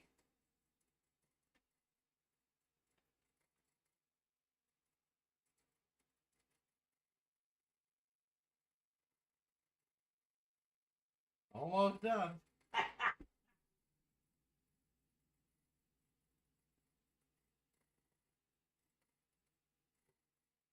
now it's going to work. As soon as I sit down, it'll be done. If I stand there and wait on it, it'll take forever.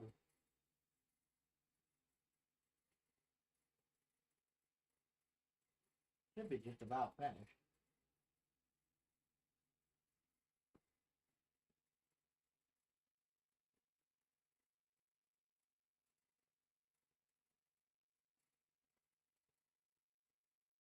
Falling asleep yet or what? You know what I'm telling you, I sit down, it'll be finished. You up?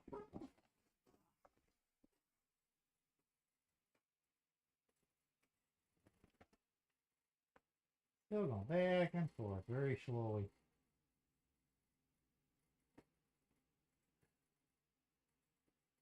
Main thing is it didn't screw up. It printed properly, and that's the main thing.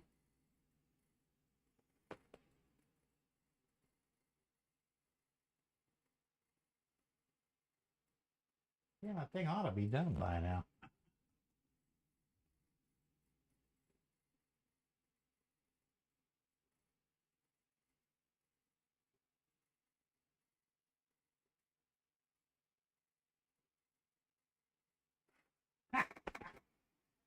It sure is taking its fucking time, ain't it?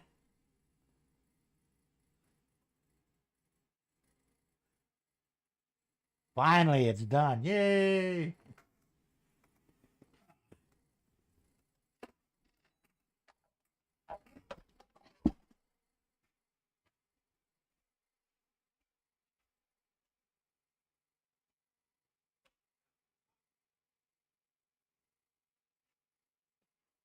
Very hot.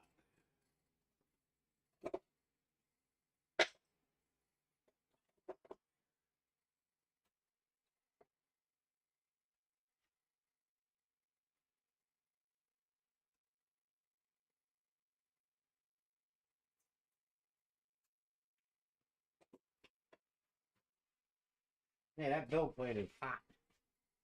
You get second-degree burns if you kept your hand on there long enough. So here's what we got. See, I got to peel off the foot, or the brim.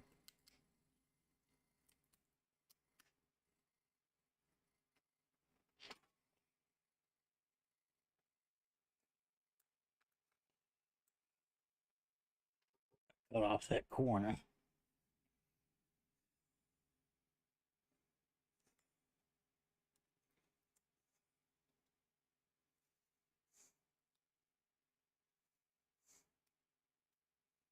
Okay.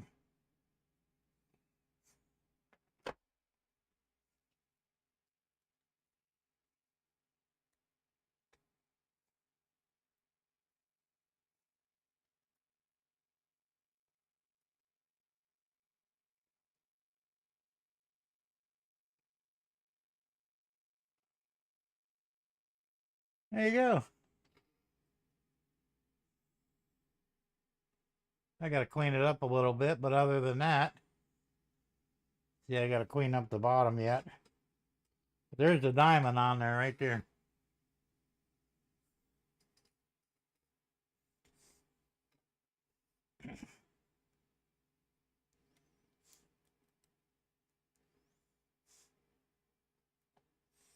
Yeah. I'll clean that up tomorrow and get it packed up. Should have it shipped out by Monday. Yay. What do you think? So you'll get two for the price of one.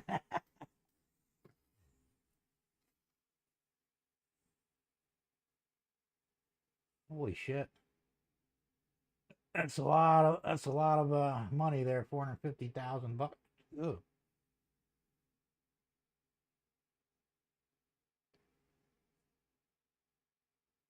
The 3D metal printing, they don't list the price of the printer or post-processing kiln.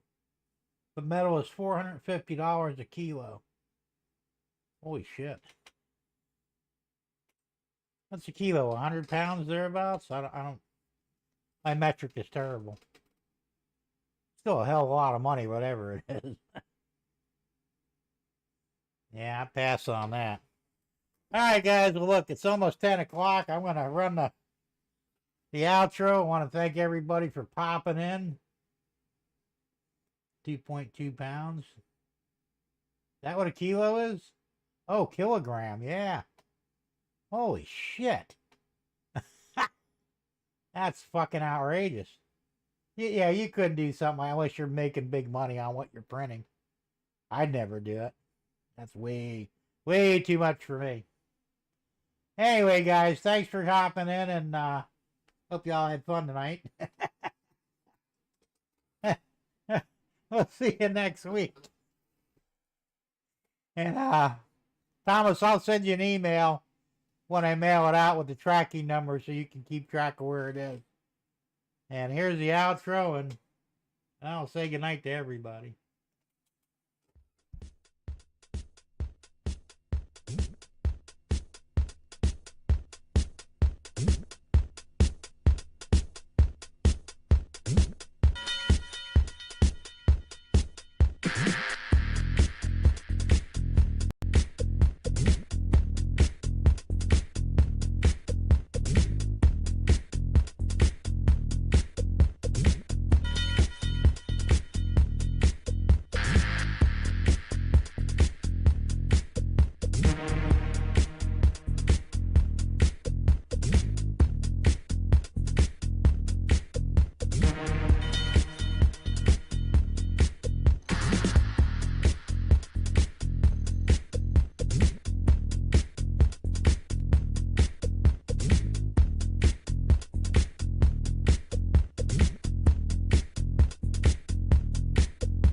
And now the overlay won't work on the outro.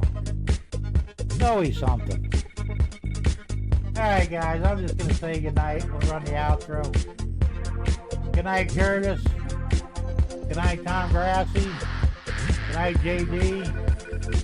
Good night, Thomas Train. Good night, Gerald. Good night, Raymond Anthony.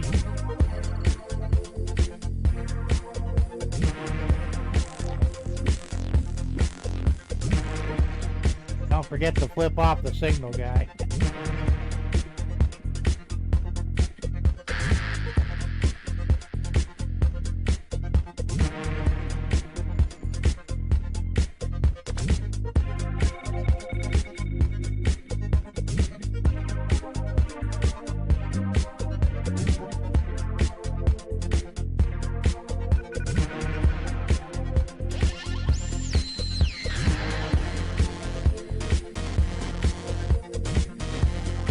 That's why. Damn it, I had it turned off.